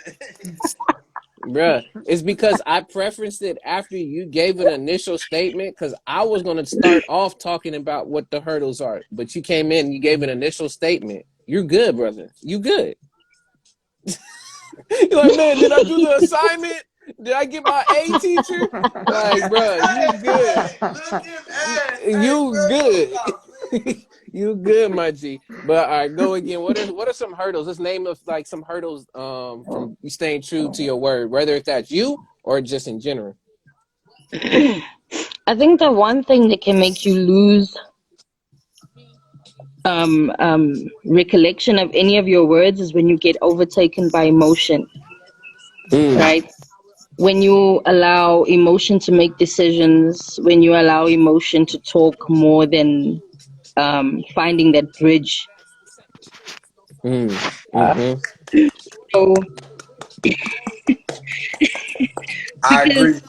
I the agree. only time I feel a lot of people step, like I know amazing people, and then I've Mm-hmm. heard crazy stories of these amazing people, of people saying, do you know this person is like this and like that, and this person did this, and this person shot someone. I'm like, never, can never be that person. And when you talk to that person, I'm like, nah, something definitely must have happened. And Mm-hmm. a lot of people, 9 times out of 10, make decisions out of emotion, than actually sitting and really thinking about it.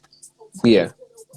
And I think that's one of the hurdles of staying true to yourself, because staying true to yourself, the real test comes when you're dealing with things. When you have to either deal with a person that's being difficult, Yeah. or you have to deal with a situation that really is trying to push you out of character, Mm-hmm. a situation that's trying to make you take back every positive word you ever fed yourself, Yes. every word of strength you ever gave yourself, every affirmation, every single thing.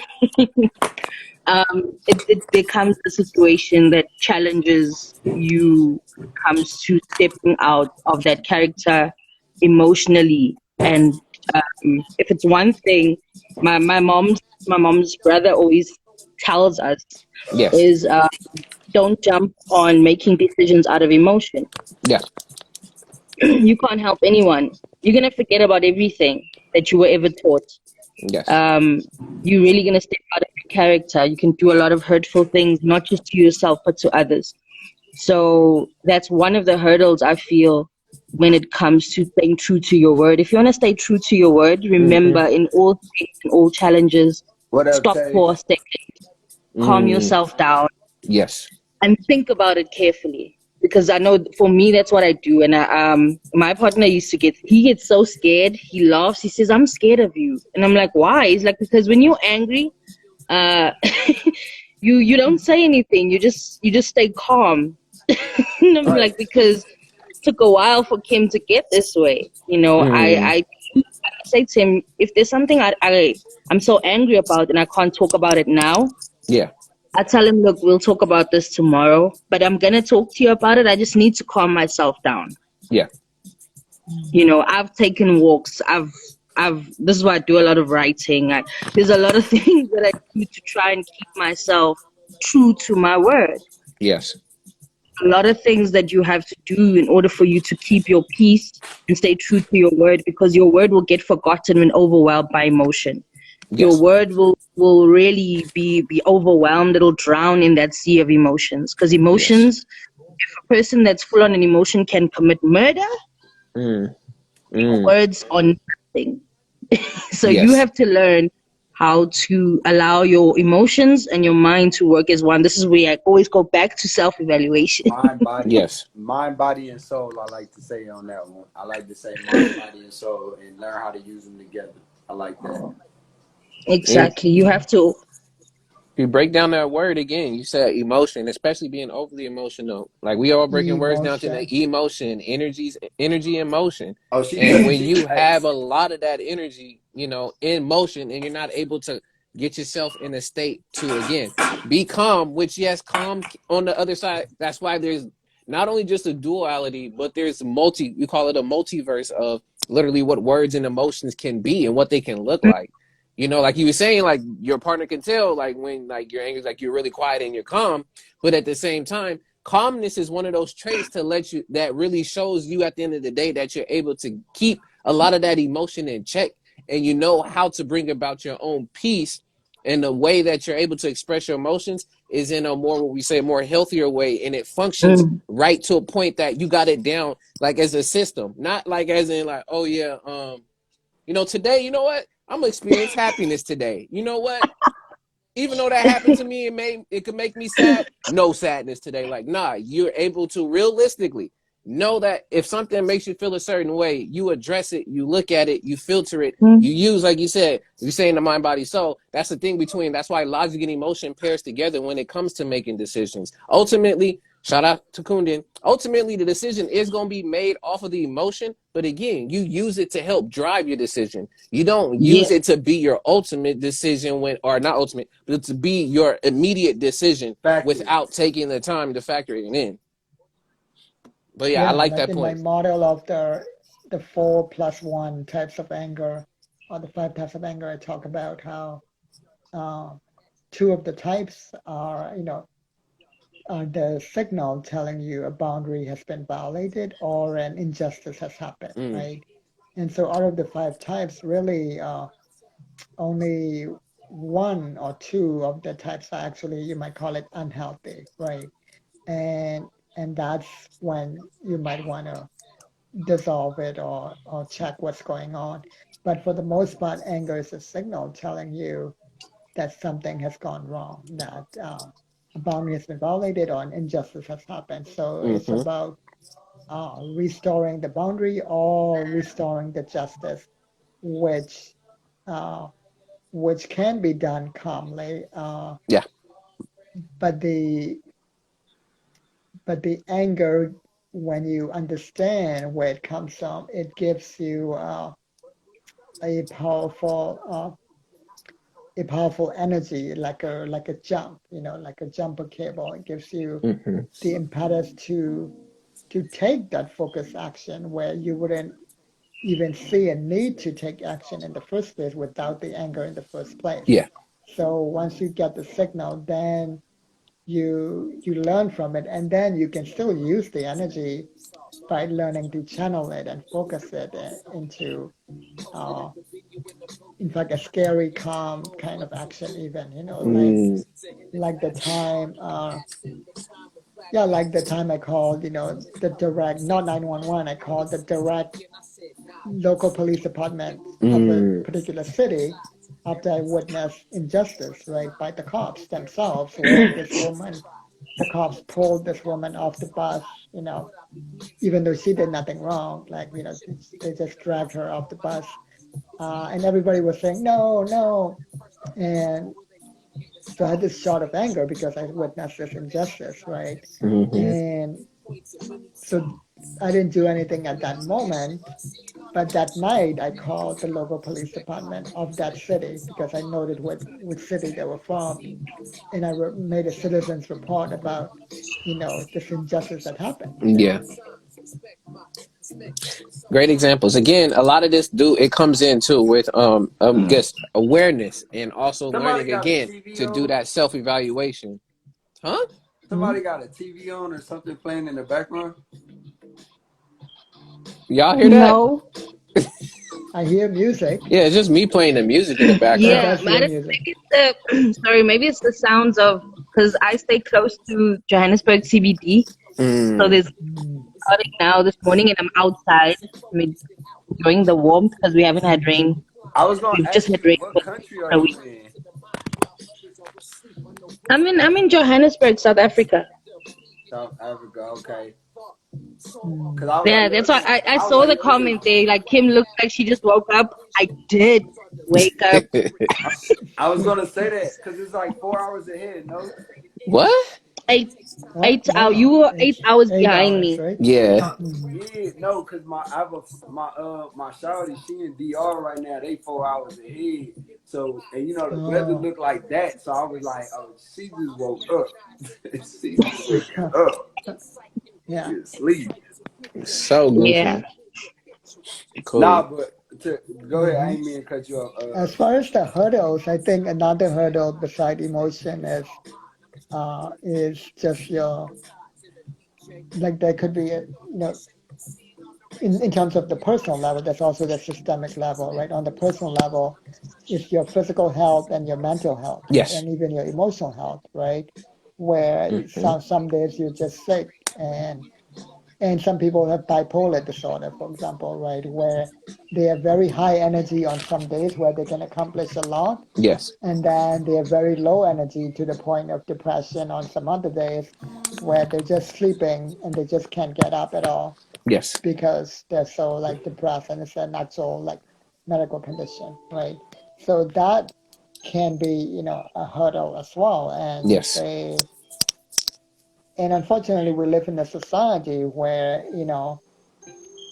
there isn't enough of that collective support Hmm. provided for people like that. So they're forced to take their own individual, you know, ways of being successful. I don't even know how they would do it, Yeah.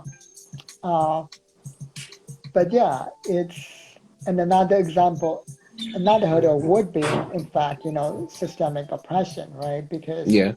the narrative of success, if you look at Jeff Bezos, Mark Zuckerberg, Bill Gates, maybe even Elon Musk.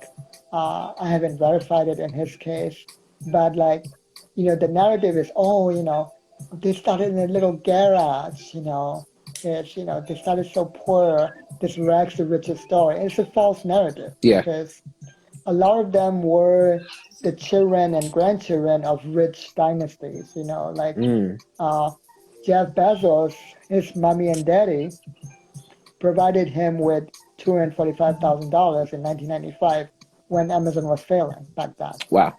Uh, Same thing with Bill Gates. Bill Gates got his start because his well-connected parents recommended IBM Hmm. to buy his obscure Microsoft What's DOS up, program. Basante? That's what happened. That's how he got his start. Yeah. That's Bill Gates. He didn't actually start in the garage. Mm. It's same thing with the Waltons. It's a lot of them had family connection, family wealth, generational wealth. And where do you think that wealth comes from? Yeah. If you go back far enough, it comes from stolen labor on stolen land from slavery. Yes. Because 40% of the inherited wealth in the United States comes from slavery, and that's a fact.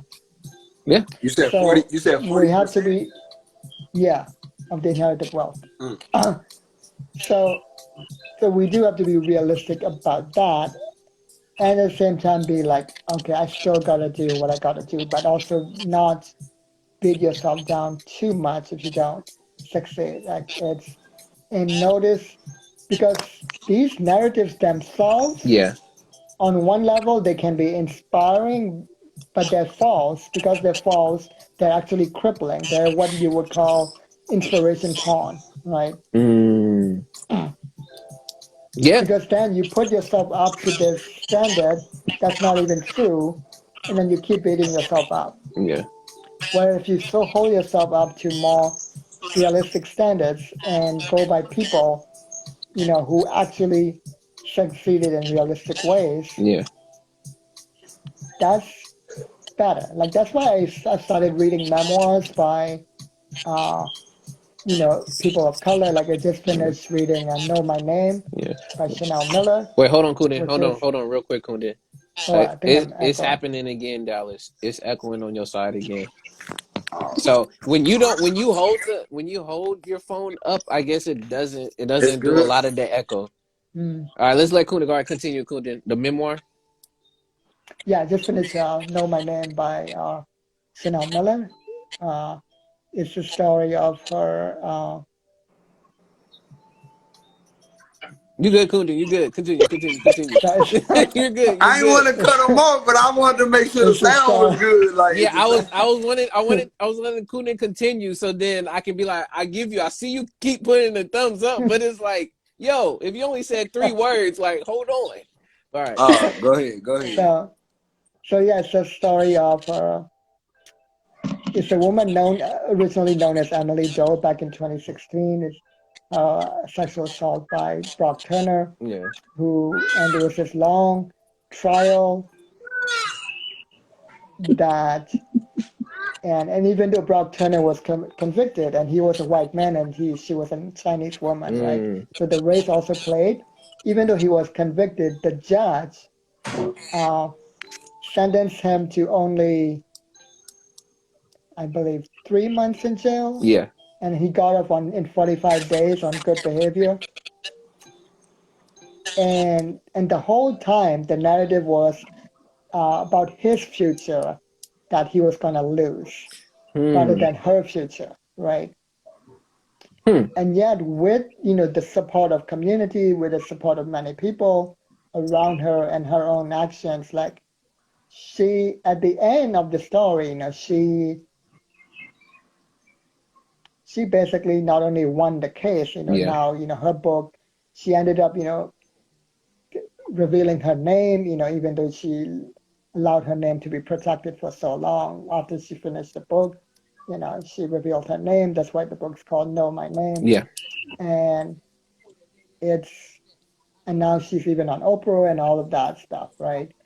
But like, I love it because it's so realistic about the hurdles she had to face in terms of the legal system, the judicial system, Yes. how they try to portray her as a liar or somebody who was just promiscuous or whatever, and all of those things, right? Those Mhm. are like real hurdles that we still have to be realistic about. Yeah.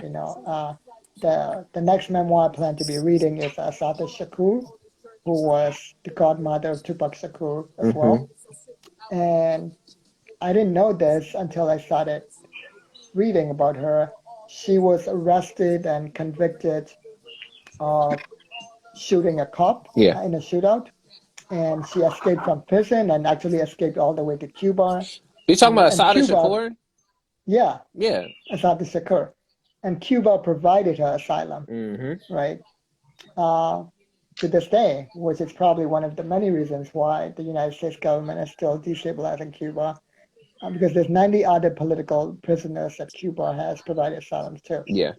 But that again is like those types of things, the legal system, the judicial system, the Yeah. economic system, those are real hurdles that we have to be realistic about and be like, still, if we organize, right, and still move forward with our own lives, not just for ourselves, but for the community, then we can both change the system and also have personal success. I think for us, visibly racialized people Yeah. and marginalized identity, we need to do both the personal success and the community organizing. That's why I like Lead from the Outside by Stacey Abrams in terms of self-help Mm. books, where she's so realistic about those hurdles, but she's also very real about this is what you can still do despite these hurdles. This is Mm. what you can do, and these are the steps Yes. because I've done it. And thank you for bringing that up because Hmm. That's important. that's where them cycles Hmm. again will be created there is because of the fact that we don't try anything new or Hmm. we decide that it's a losing battle without Hmm. maximizing again all of your options. If we You go know, back to one way back when we talked about before, and I got you, don't worry, brother. Way back when we talked about being able to find options even in a hopeless situation. Exactly. So Yeah. being able to note and figure that out, there's always going to be a way to get around this stuff, but to initially know what a hurdle is and not to let it hold you back, you got to be able again Yeah. to use the It is logic and going the back to that wholeness, right? My favorite quote from Know My Name by Chanel Miller is when she said, I'm a victim. I have no qualms with this word, only that this is all I am. mm, mm, And that's such a powerful statement when she's saying, I'm a victim. I accept that, but that's not the only thing I am, Yes. right? I'm also a comedian, a poet. I am a writer, an artist. Because in her book, she talks about all of these things that she did as well. She got into comedy. She had a sold out show. She got into art. Yes. It's and so that's important, like to be able to accept all of our identities. I think that's part of overcoming our hurdles, to Yes. be realistic about every aspect of who we are and go beyond just the limitations Mm-hmm. and go into who else am I? What else am I besides just a victim? Yep. No, that's tough. That's definitely tough. Yo, a lot of Hmm. things, like honestly, CJ know me. Like a lot of things that y'all talk about, some things he know I don't like that I can't speak on. I don't like to speak on, but just understand that I do understand. You feel me? Some of the Mm-hmm. things that I do speak on, and it's more so because of like my position and where I'm at in life. Hmm. But it's just really I had to tell a friend that earlier. I said, when you in a plane, when you on the road, um, I said, look around you. You're gonna see Yeah. lines. You're gonna see things to keep you in place. You're gonna see things to keep you boxed in. I remember my first flight. Hmm. I remember my first flight. I went to Louisiana. I flew Southwest. Hmm. Hmm. I remember I had got a window seat. My only time ever getting a window seat on a flight. So I got a window Mm. seat. Um, I'm too tall for window seats. I had to learn that. But as I was looking out the window, I saw the floor, and when I saw the floor, it's like I saw these squares, and I saw how they really had us boxed in, and I was like that was tough. And then I had Yeah. to think about some of my people that had never been outside of that box. Yep. Like I have people, like I have a passport. I love traveling. I have friends that don't have passports. They don't. They never even left their city. They never Yeah. even left their state. I'm like, how? You not living life. Like, if you think this is it, you gotta just think outside the box. Honestly, that's the best that I could say to y'all, like, without saying too much. But it's like, you just gotta read between the lines. Like, I happen to be one of the ones that was wise enough to learn how to look between the lines and, understand what I was missing, understand what, like how she said, what the quote say, it say, I'm a victim. I have no quarrel with this world. I feel like that. Like I feel that because But that is not all I am. Yeah. yeah, like I'll be like, yo, I be walking this earth and it be like people walk around with so much. I call it negativity, dark energy, whatever you want to call it. Yeah. And I be picking up on it too. Like if I'm in the room with you, I can feel you. Like if your mood go from to I could feel it. And it's like I'm so chill, like I'm goofy and I might feel it and I'll be like, Yeah. We know.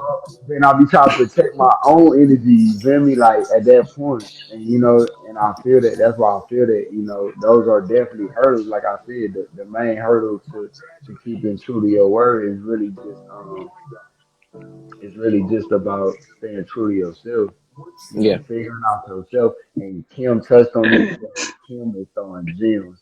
Okay. She said, what did she say?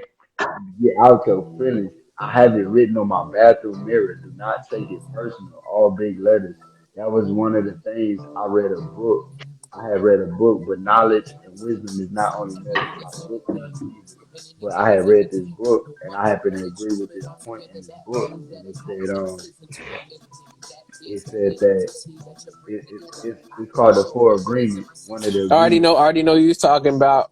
I know Yeah, one. Red. yeah. Yeah. Mm-hmm. And there's actually I think two more books to that series that one of my friends has, so I'm trying to get that from him. It's But the my point, mastery of love, and then the fifth agreement. yeah, yeah. Mm-hmm. And hey, yo, I want to read those. Like I feel like them two gonna be dope as hell, especially the mastery of love. But I like that's why I tell people like, yo, stay true to yourself Like, don't take it personal. Everything gonna work out. Like, if I think about any situation, like I've ever, like you said, murder, anything, like, yo, when you think about the situations that people put themselves in, any situation, it became emotional. It became somebody did not, sit back and just be, okay, let me think about this. You feel me? Yeah. That's the part where you don't let your emotions take over your mind. Like, use them together and be like, what's the best solution for this situation? You Yeah. know, even within business, I don't even do business if I don't feel right. I could be talking to Mm, you. You could have 4 meal on the table. I'm gonna look at you and be like, I ain't feeling your energy, man. I gotta go. yeah. Like, because this ain't gonna be. It's not. You cannot think that if we don't get along personally, or Yeah. we don't, that this business relationship could go anywhere. I'm not trying to pull your teeth to get business done, but people put themselves in that position as well because I don't have any other options. I don't have a choice. Like, no, you always have a choice. Choose yourself. Choose to not go against yourself. And when you choose not to go against yourself, a good friend of mine is now friends with the HBO executive, because he chose himself. He chose not to go against himself. And this person came at him, HBO executive, man, you big man, you feel me? You coming Yeah. at him all type of sideways, but he stood up and was like, he handled himself accordingly, but then he also let him know, like, hey man, you crossing the line. Dude said some outrageous stuff, walked out, right? Came Yeah. back. It's a private country club, but he came back. He's a member. He came back. He said, "Hey man, I wanted to apologize. Let me take you out for lunch." Took him out to lunch. Man, bought him everything in his crib. He bought him new computers, beds, everything, furniture, all that. You feel me? But that's why I tell people don't ever think like, yo, when you stay down to what you know to be true, somebody gonna see that, and you got to think about it. Most people that are in those high positions in the world are people that have that mindset. So when they see that within somebody else, they gonna want to give you that opportunity, but they see that you want that opportunity. That's why Yeah. staying true to your word is so important, and just understanding like don't lie to yourself. If that's what you Yeah. feel and that's what you stand on it, man. Somebody gonna respect that. Like, stand on it. You feel me? A lot of people keep trying to change up because they see somebody don't like one person didn't like the way you said that. So what, bro? Like, stay. If you like the way you said it, keep saying it. Keep talking Yeah. like that. Like, for real. That's what I tell people. No, it ain't no disrespectful stuff. That's why I tell people like, yo, stay true to yourself. I have a great team. Shout out to my brother A.D.V.I.S.S, as y'all know. But I have a great team full of great, beautiful souls, and we talk about that, and I definitely express me express me. But we stay true to Yes. ourselves. They tell you, ain't nobody trying to change nobody. We'll throw different things, but don't lie to yourself, man, because that's when you limit yourself. Like, you start trying to, I wasted time with a girlfriend. I'm not gonna say I wasted time, but I learned a valuable lesson with an ex girlfriend of mine. 4 or 5 years we was kind of dealing with each other in a way, and but the one thing that I learned from that was I gave her me, like Yeah. I gave her myself. Like, you have to love people for them, and I feel like a part of, like, when I wasn't true to myself, like when I was Mm-hmm. just giving myself away, I was like, yo, this is taking parts of me that I worked hard to build. You feel me? Yeah. Like, I'm letting this person do things that goes against exactly what I wouldn't let nobody else do, or things that I would choose not to let anybody do. So you have to learn how to choose yourself in every circumstance. You know, Yes. And choose I'm yourself. grateful, man. Choosing right, choosing yourself will make you true to your word. It works hand in hand. You cannot do one without that. Like, you're gonna choose yourself, and you be like, you know what? I said this. Mm. So I'm gonna do this. Yes, brother. That's Thank you for sharing that. I also want to push back on that too and be the detractor, but at the same time, I want everybody to also want you to think of not only your last thoughts, but give one way that you get over the hurdles to staying true to your word. So before that happens, I'm gonna throw this at you, Dallas, and see what you say, and then everybody else think about one way that you use to help get over hurdles to stay true to yourself, or stay true to your word, I should say. In your particular case, Dallas, is staying true to yourself. That's the way you get over the hurdles. But what if I end up saying, again, as a detractor, saying that, oh yeah, so I just gotta stay true to myself and my word. Okay, well, shoot, I'm gonna go ahead and continue to sell these drugs then because I know it's gonna get me there to the top. Yeah, I'm gonna continue to go ahead and just keep hitting grandmas upside the head, taking their packages and stuff so I can keep making that money. Yo, I'm gonna continue still driving recklessly down the street, knowing that I know that kids and people can walk by. I'm gonna keep staying true to myself because that's how I know how to live my life. What would you say to folks like that? They have the ability, but you have to unlock it. See, what you did is you did the first part of it. You understood it, but you have to accept it in a different way. Like I look, you know me, I drive fast, but you know I know how to drive through residents. You've been in the car with me. We drive through residents and neighborhoods. I look for certain things. So in a way, I'm still doing me, but I'm also Yeah. respecting the other side. So you have that part. They have the part of, okay, I'm true to myself, but now you just keep building that tool. But keep Mm-hmm. building that tool. I don't care if it is selling drugs. And that's what I was going to actually say. You know, one of my mentors right now, he's a multi-millionaire, but he used to be a kingpin. Mm. Like when we sat down, I remember the first time we sat down, it was one of the first things he told me. Mm. How he used to be a kingpin, but he used that mindset when he got out of jail. He worked a retail job at Lowe's, and when he used that mindset and he started to do things, but he still kept those same that's why I say you have the tools, you Yeah. have the tools, but now apply them in a different way and watch everything else come right behind it because it's been shown, it's been And proven. I That's also question, and I love that point, but I also question if they're actually being true to themselves when they're doing all that. If those are really their true desires, or if those are things that are programmed into them from media, religion, parents, society, advertising, and maybe they're not actually being true to themselves. They're being true to their mask on their ego, like that I agree. I They're being agree. surface level true. truth, Go They're ahead. being true. not Sorry, to they're the being deeper true truth. to a false sense of happiness, a false sense Hmm. of wealth. Because I'm not sure if you guys know, South Africa, we have ghettos too. We have gangs. We have shootouts. We have No, drive-bys. no, Um, we real we have slow. it. It's just that it's not as publicized out here, but we know. I lived in one of the areas.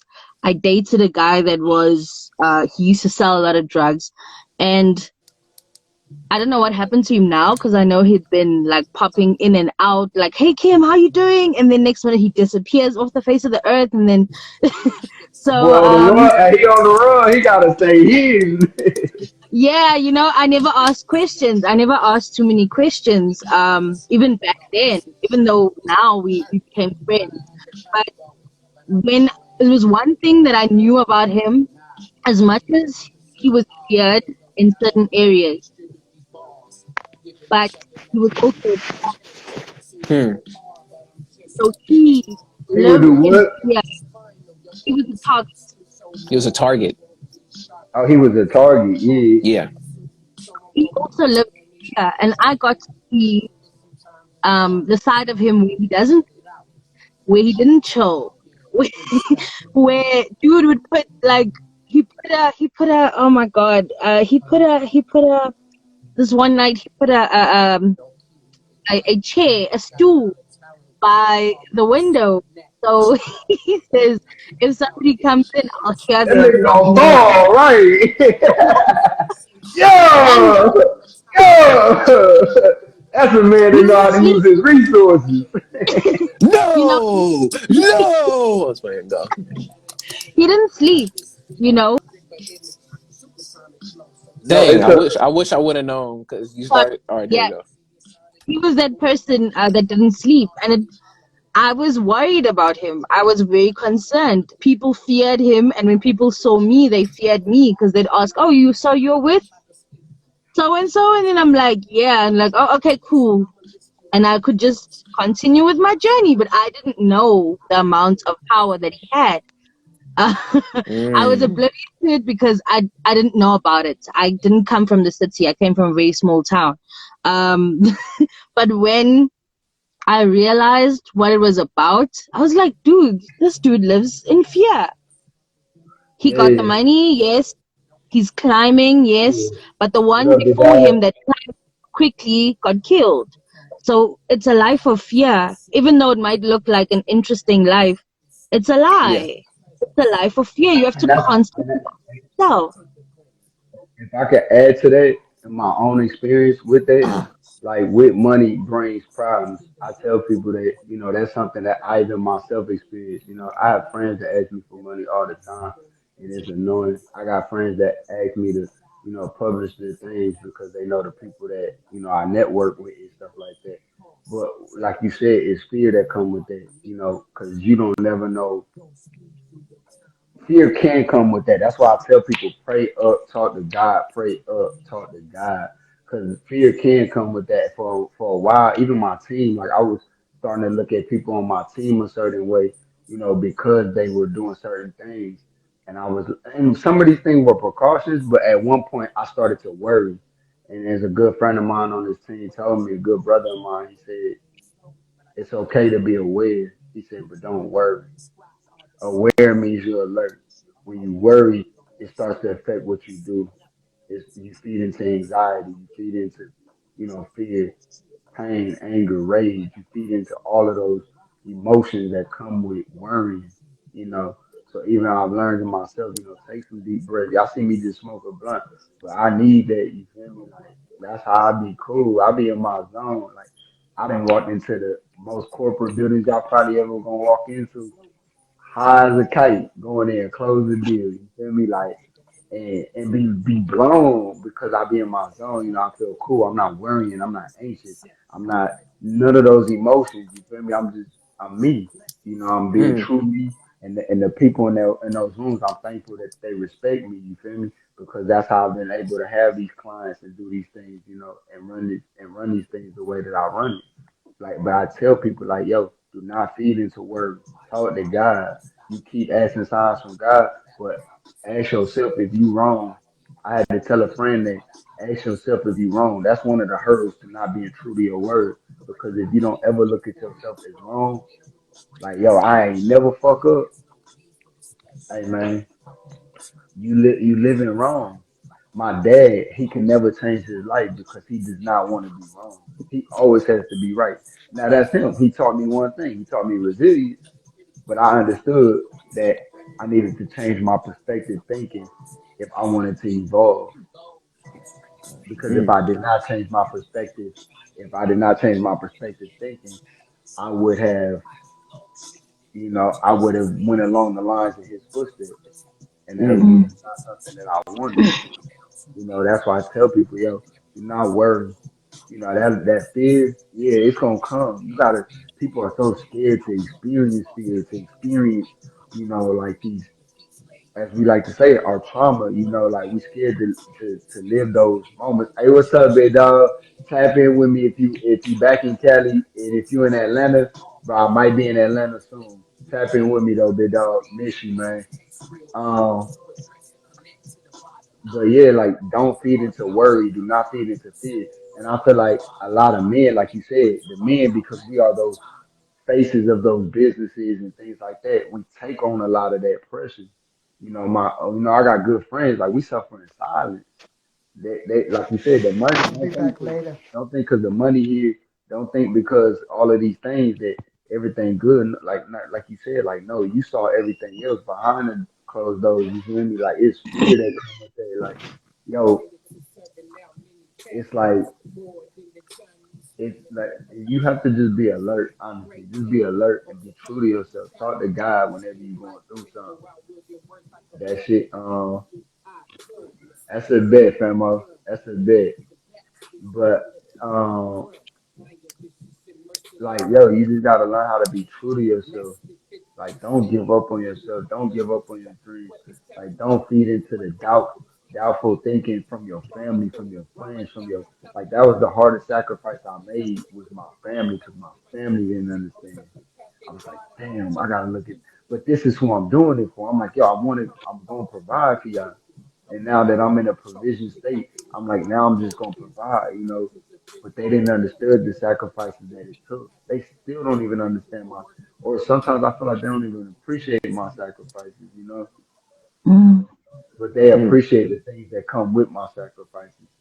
They appreciate burdens being lifted off of them, or what they consider a burden. You feel me? Their worries, you know. But if you talk to God, He will lift them worries, you know. Sometimes we don't realize the blessings that are right in front of us because we out here just we got a path, but we want to go all these different ways. The realest thing that I've ever heard Nipsey Hussle say, if you know who Nipsey Hussle is stick to the script. Why does everybody have this notion of I got this? Okay, let me go do this now. Let me go do this.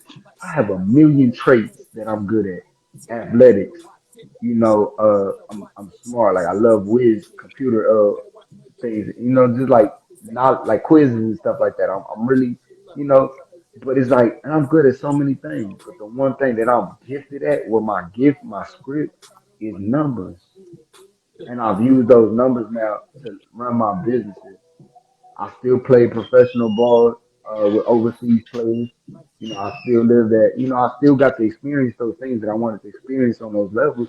But ultimately, I stuck to my script with numbers. I kept figuring out why, God, like, why did you gift me with numbers? Like, I kept having to ask myself, like, God, why did you give me with numbers? But I'm so passionate about these sports and stuff. Like, but now look at my businesses, network marketing. That's digital currency, you know, but that's sticking to yourself, like sticking to my script. Now I'm in digital currency. Now I'm in the advertising marketing. Like these are true stories, you know, like Kim is throwing, like I said, she's throwing mad jewels, bro. Like Shorty throwing mad jewels. Like she's talking about the real shit, you know, like it's a lot of these things that come with it, but once you learn how to master those, hey, don't fear. It's okay to be scared at times, but strengthen up and don't be scared. And understand that everything is gonna work out according to the divine will.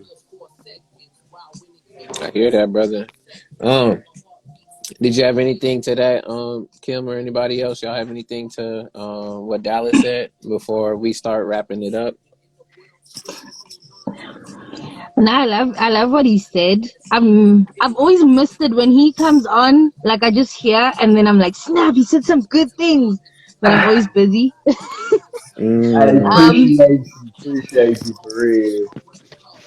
but he said a lot of good, relevant things and things that I hope and pray people can take with them because um, it's good to know what you're good at and to harness it and feed it so that it can continue to grow. yeah. And as he mentioned as well, is that it comes down to you. Hmm. You know, it comes down to you at the end of the day, and it ties everything up as well. Is that you also have to be mindful of the people that you keep in your circle. You Yeah. have to be mindful of that because it was just something I was saying as well the other day. Yo, I just told somebody that today. Just keep going, keep going, keep going. I'm loving it. You have I'm to be loving it. mindful of people that you keep in your circle. Um, there's people that will come and contribute to who you are. There's people that will come and learn from who you are and try and steal what you have. And then there's people that just genuinely are this there to stampen or put a dampen on everything that you're trying to work for. Yeah. And you have to always be mindful of the people that you keep around, you keep in your space at all times.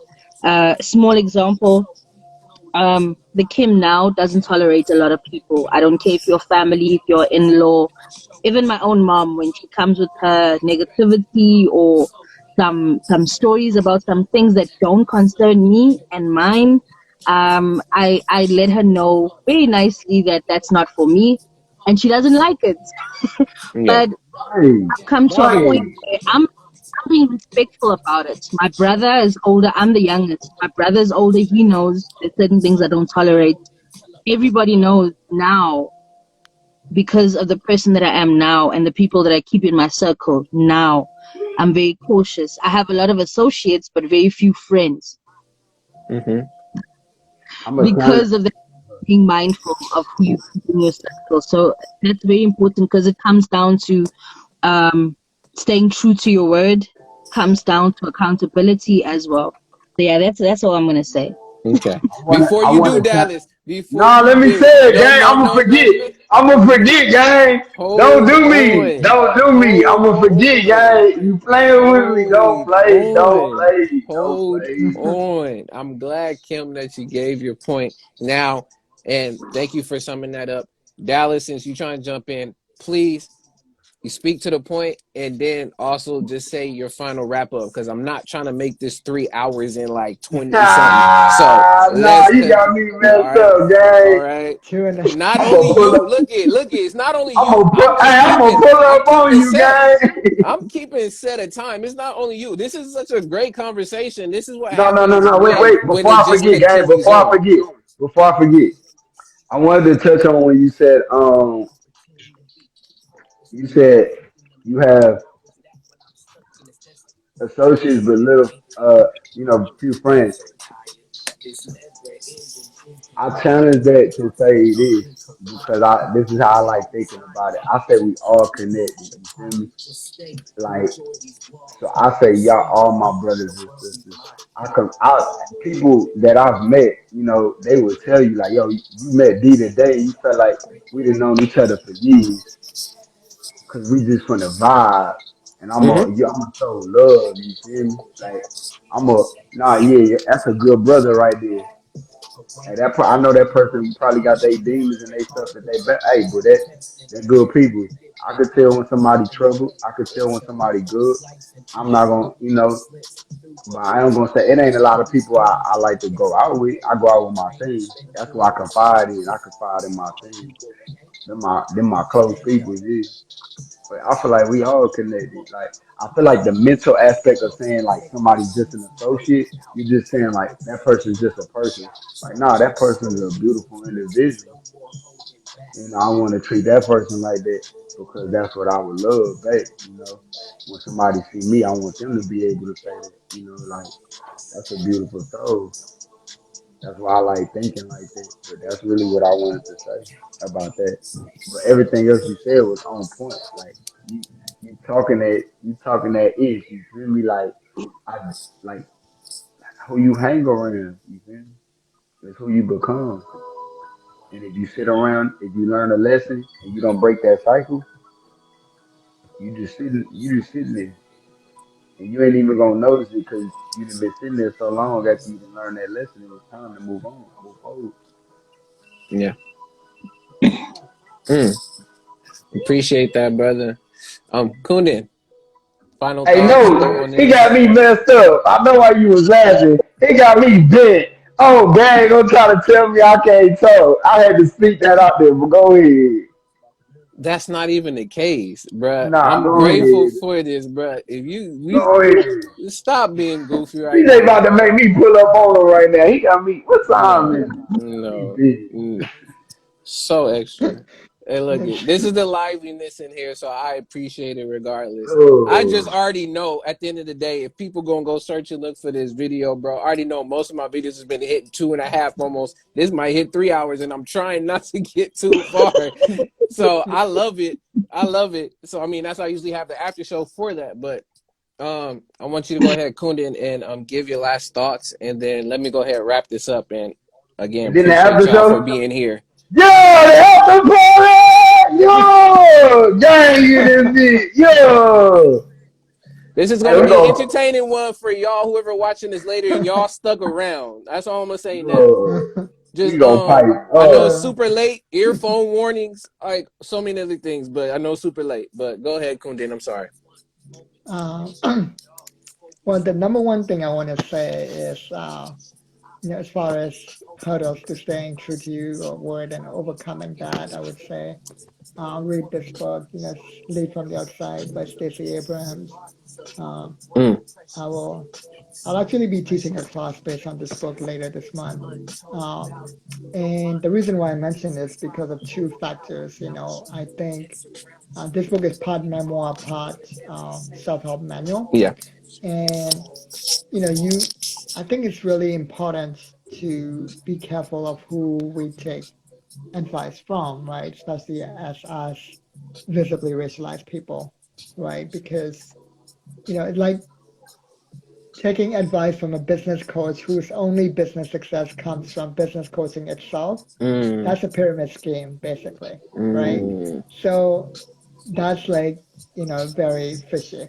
So like that's why I think it's really important to read memoirs from like Stacey Abrams' memoir or Chanel Miller's memoir, right? Know My Name, from people who have success in a specific field, Mm-hmm. right? In Stacey Expertise. Abrams' case, it's in politics, but what's less well known is she's also a romance author of many romance novels under a pseudonym. Mm. So she has success in at least two fields, actually. So yeah, and of course, Know My Name is success, and her victim impact statement reached like 20 million people within a few hours, like within a few days. Mm. So that's like was her first big success as a writer, right? Um, and then later on as an artist as well. So like read memoirs and read them for two reasons: for both personal success, but also uh, to hone your skills in influencing, inspiring people, Mm-hmm. and in community organizing. Because especially for us visibly racialized people, like because of that famous statement from Scandal, I believe, about we have to work twice as hard to make half as much as them. Yeah. And the reason is Mm. because of systemic oppression, right? So for us, we need to not only try to have personal success, but also try to change the system. Yes. That's why community organizing is so important, and I want to emphasize that. So read memoirs by people who have done, varying levels of success with that community organizing aspect, especially like Stacey Abrams with her, fight for fair voting, right? Mm. Or even Asata Shakur with the stuff that she did. So read memoirs by people like that to really learn from them and learn to how to make both personal success and systemic change in that community organizing. I think that's so important. And there is a specific way you can read memoirs and even stories in general where you think about, why you're reading it, how it's relatable to you, and what is the personal flaw that the character is starting off with Mm-hmm. that might be relatable to your own personal flaw, and then how they overcame that personal flaw, and then how you can learn from that as well. That's why you read Yo, memoirs. That's the reason. That's why reading a memoir is better than reading a self-help book, because you learn from actual experience, right. personally. Yeah. Mm. And the key point that I want to point out, how it circled back to what I was saying, you have to be able to point out, like you said, that person, find that person's flaws, see if that person said that they were wrong, because you're Yeah. gonna figure things out within that experience. Whether it's business, personal, Exactly. whatever. Like you're gonna figure those things out. Mm-hmm. That Yeah. was dope. All That's I why can every say is story starts with a personal flaw, not it doesn't start with a perfect character. Yes. So Yes. that's why we read stories. Anyways, that's Beautiful. it. All right, go ahead, Kim. I'm gonna run away with this, right? Yes. Because I knew the dogs are going crazy out here. I'm gonna leave with this is it's okay to slip up, it's okay to mess up sometimes. It's Mm, okay to be sad and be down at times, but it's not okay to stay Yeah. there. So being accountable for your actions means, yeah, it's okay for me to feel this mm, way, but it's not okay to stay that way. Hmm. Yes. mm, Don't take more than 5 hours. That's for me personally. I give myself 5 hours. I need to be out of that mode within mm, 5 hours. Um, mm, I'll take a walk or do a lot of things just to get my mind right and my emotions right. Yes. Give yourself a time limit. If it's something small, something minor, if it's something major, give yourself a little bit of a longer time frame, and be Yes. mindful of yourself. Be cautious of yourself, as well as remember the things that trigger certain things Yeah. when it comes to certain emotions, and teach your kids to be accountable. Teach your kids to be accountable, because quick story, I know a young boy that recently tried to commit suicide. I'm sorry, but he recently tried to commit suicide, and he doesn't have any life problems. Mm. He ha- he didn't have to work for anything that he has. His mom didn't teach him also how to be accountable for his actions. Yeah. Um, he does not take responsibility for anything that he does. He bumped his car, didn't take responsibility for it, ran out of petrol, blamed somebody else for it, forgot to pick up his younger brother at school, blamed somebody else for it. Tried to commit suicide recently, and he's 22 years old, and his mom treats him like an egg, because she made the mistake of not teaching him accountability and how to be able to handle life's problems Mm. as an adult. Yeah. So if you're not going to teach your kids accountability from a young age, they're going to have so much problems learning how to function and adapt to the outside world, because you're not going to be alive forever. You're not going to be around forever. So yeah, I'm going to run with that. Peace, love, and blessings, guys. Peace and love. Appreciate it. Yeah. Appreciate Nah, talk I that think, shit. woo! Yeah. Hey, y'all don't, hey, real Yeah. quick before you go, I want to it.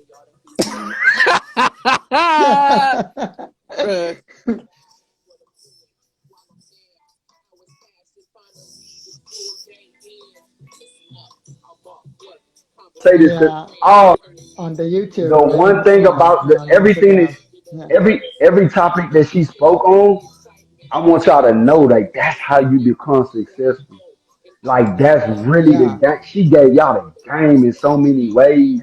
Like y'all, I Yeah. don't even think people see, and I appreciate her saying that she would, get in when I was getting out, and she was waiting to have that experience. Yo, that's a beautiful soul. That's a beautiful That's person.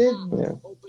She gave a really good example of like another reason for accountability, Yeah. right? Where some people who don't take enough accountability can go into what's called like reverse victimhood, where Mm-hmm. like that Elliot Rogers case where this man, this white dude, like he shot up a bunch of women and then shot himself to death as well. Mm. And he blamed the women for not having sex with him, and that was the reason why he did it. And I'm like, that's total lack of accountability. Yes. And he was the son of a rich Hollywood director as well. He Mm. was, and his last recording was inside this Mercedes or this BMW or whatever, and he was recording his manifesto about how he wanted to punish all the women and have revenge on them for not having sex with him. Mm. Mm. And it's like so ridiculous, right? But that's the extreme where people who don't take accountability can go into when they're always coddled, when they're too privileged. Yes. They end up becoming very violent to both Hey, themselves as look, well as hop in the people. after party, bro. He Yeah. got us messed up. Oh, dang. Hop in the after party. He got us bit. And I got to say that. Yo. Hop in there, John. Yo. I don't know what's Yeah, going on. Go after ahead, party. Kunin. Yeah. But yeah, like there's so many examples of white men shooting up schools and then blaming being bullied. And I just saw a meme like just yesterday about the black girl after segregation, and she was bullied every day. And then the meme said, "Bullied every day, never shut up at school." And I'm like, that right there Damn. is Mm-mm. a Mm-mm. perfect example of what we're talking about, where the Nah. accountability versus the lack of accountability. Yes. Dang. Yeah. Appreciate y'all. Appreciate everyone that's been in here. Appreciate Kunin. I appreciate Dallas, Kim. I see you in here, Notes, as well as Tanisha. I see y'all in Nah, here. I appreciate Kune y'all. talking big facts right now, Um, though. so man, Hmm. with all that being said, y'all, I appreciate every single one of y'all for coming through and sharing this time. Almost read 3 hours into this thing, and y'all came in Today and is a shared some record. love. Yeah.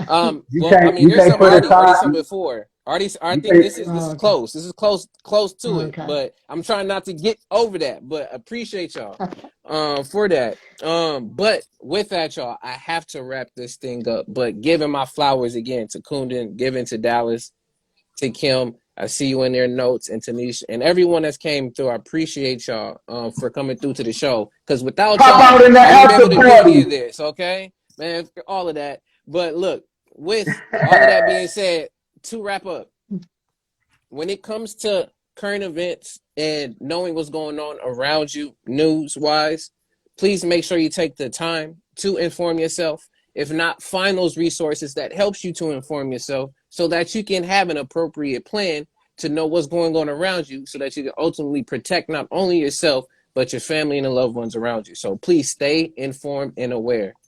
Second, when it comes to accountability, it's the ability to take into account your actions, your behaviors, your thoughts, and your words. So make sure that you use accountability not as a crutch, not as an excuse that goes overboard, but use it as a foundational skill to help you build and create not only the vision for your life, but create something that can help continue your pace and also continue your consistency. Mm-hmm. And lastly, when it comes to hurdles and staying true to your word, it goes back to the awareness. It also shouts out again to Dallas and everyone who is speaking this here. It goes back to you really taking that time to assess inside of yourself and stay true to what and who you are as you continue to learn and grow. That's why you keep accountability in that frame and in that structure so that you can readdress. You can look at the things. You can learn from vicariously other people, whether reading memoirs or reading other places. But know at the end of the day, address your hurdles, know what they are, find a plan, put it together, and ultimately continue to grow through that success and through that struggle to make yourself even stronger. But with that, y'all, again, I appreciate everyone that came through, everyone that showed love, everyone that shared their Yo, perspectives. This is why we do it. This is the reason why I even Peace and started love. this was before. get But that again, man his flowers, coach. shout out, shout outs to everyone that was here, as well as those who are gonna be watching this later, whether on Instagram or YouTube. If you're on YouTube, subscribe to your brother at A.D.V.I.S.S Speaks. And don't forget to like, comment, share, subscribe, and also hit that notification bell because there's more videos like this coming out. But try not to make them super long. But again, if you like them, they're gonna keep coming. And lastly, Yo, don't forget to continue to keep yourself aware, love on yourself, as well as support yourself and others that are around you so that we can continue to make this world an even better place than we left it. But with one that, heart at y'all, a time. we'll catch y'all next time for another What's the Word Wednesdays, and we will see y'all when we see y'all. But other than that, peace and love. And yes, I'm going to see y'all later Peace and after. love. Peace.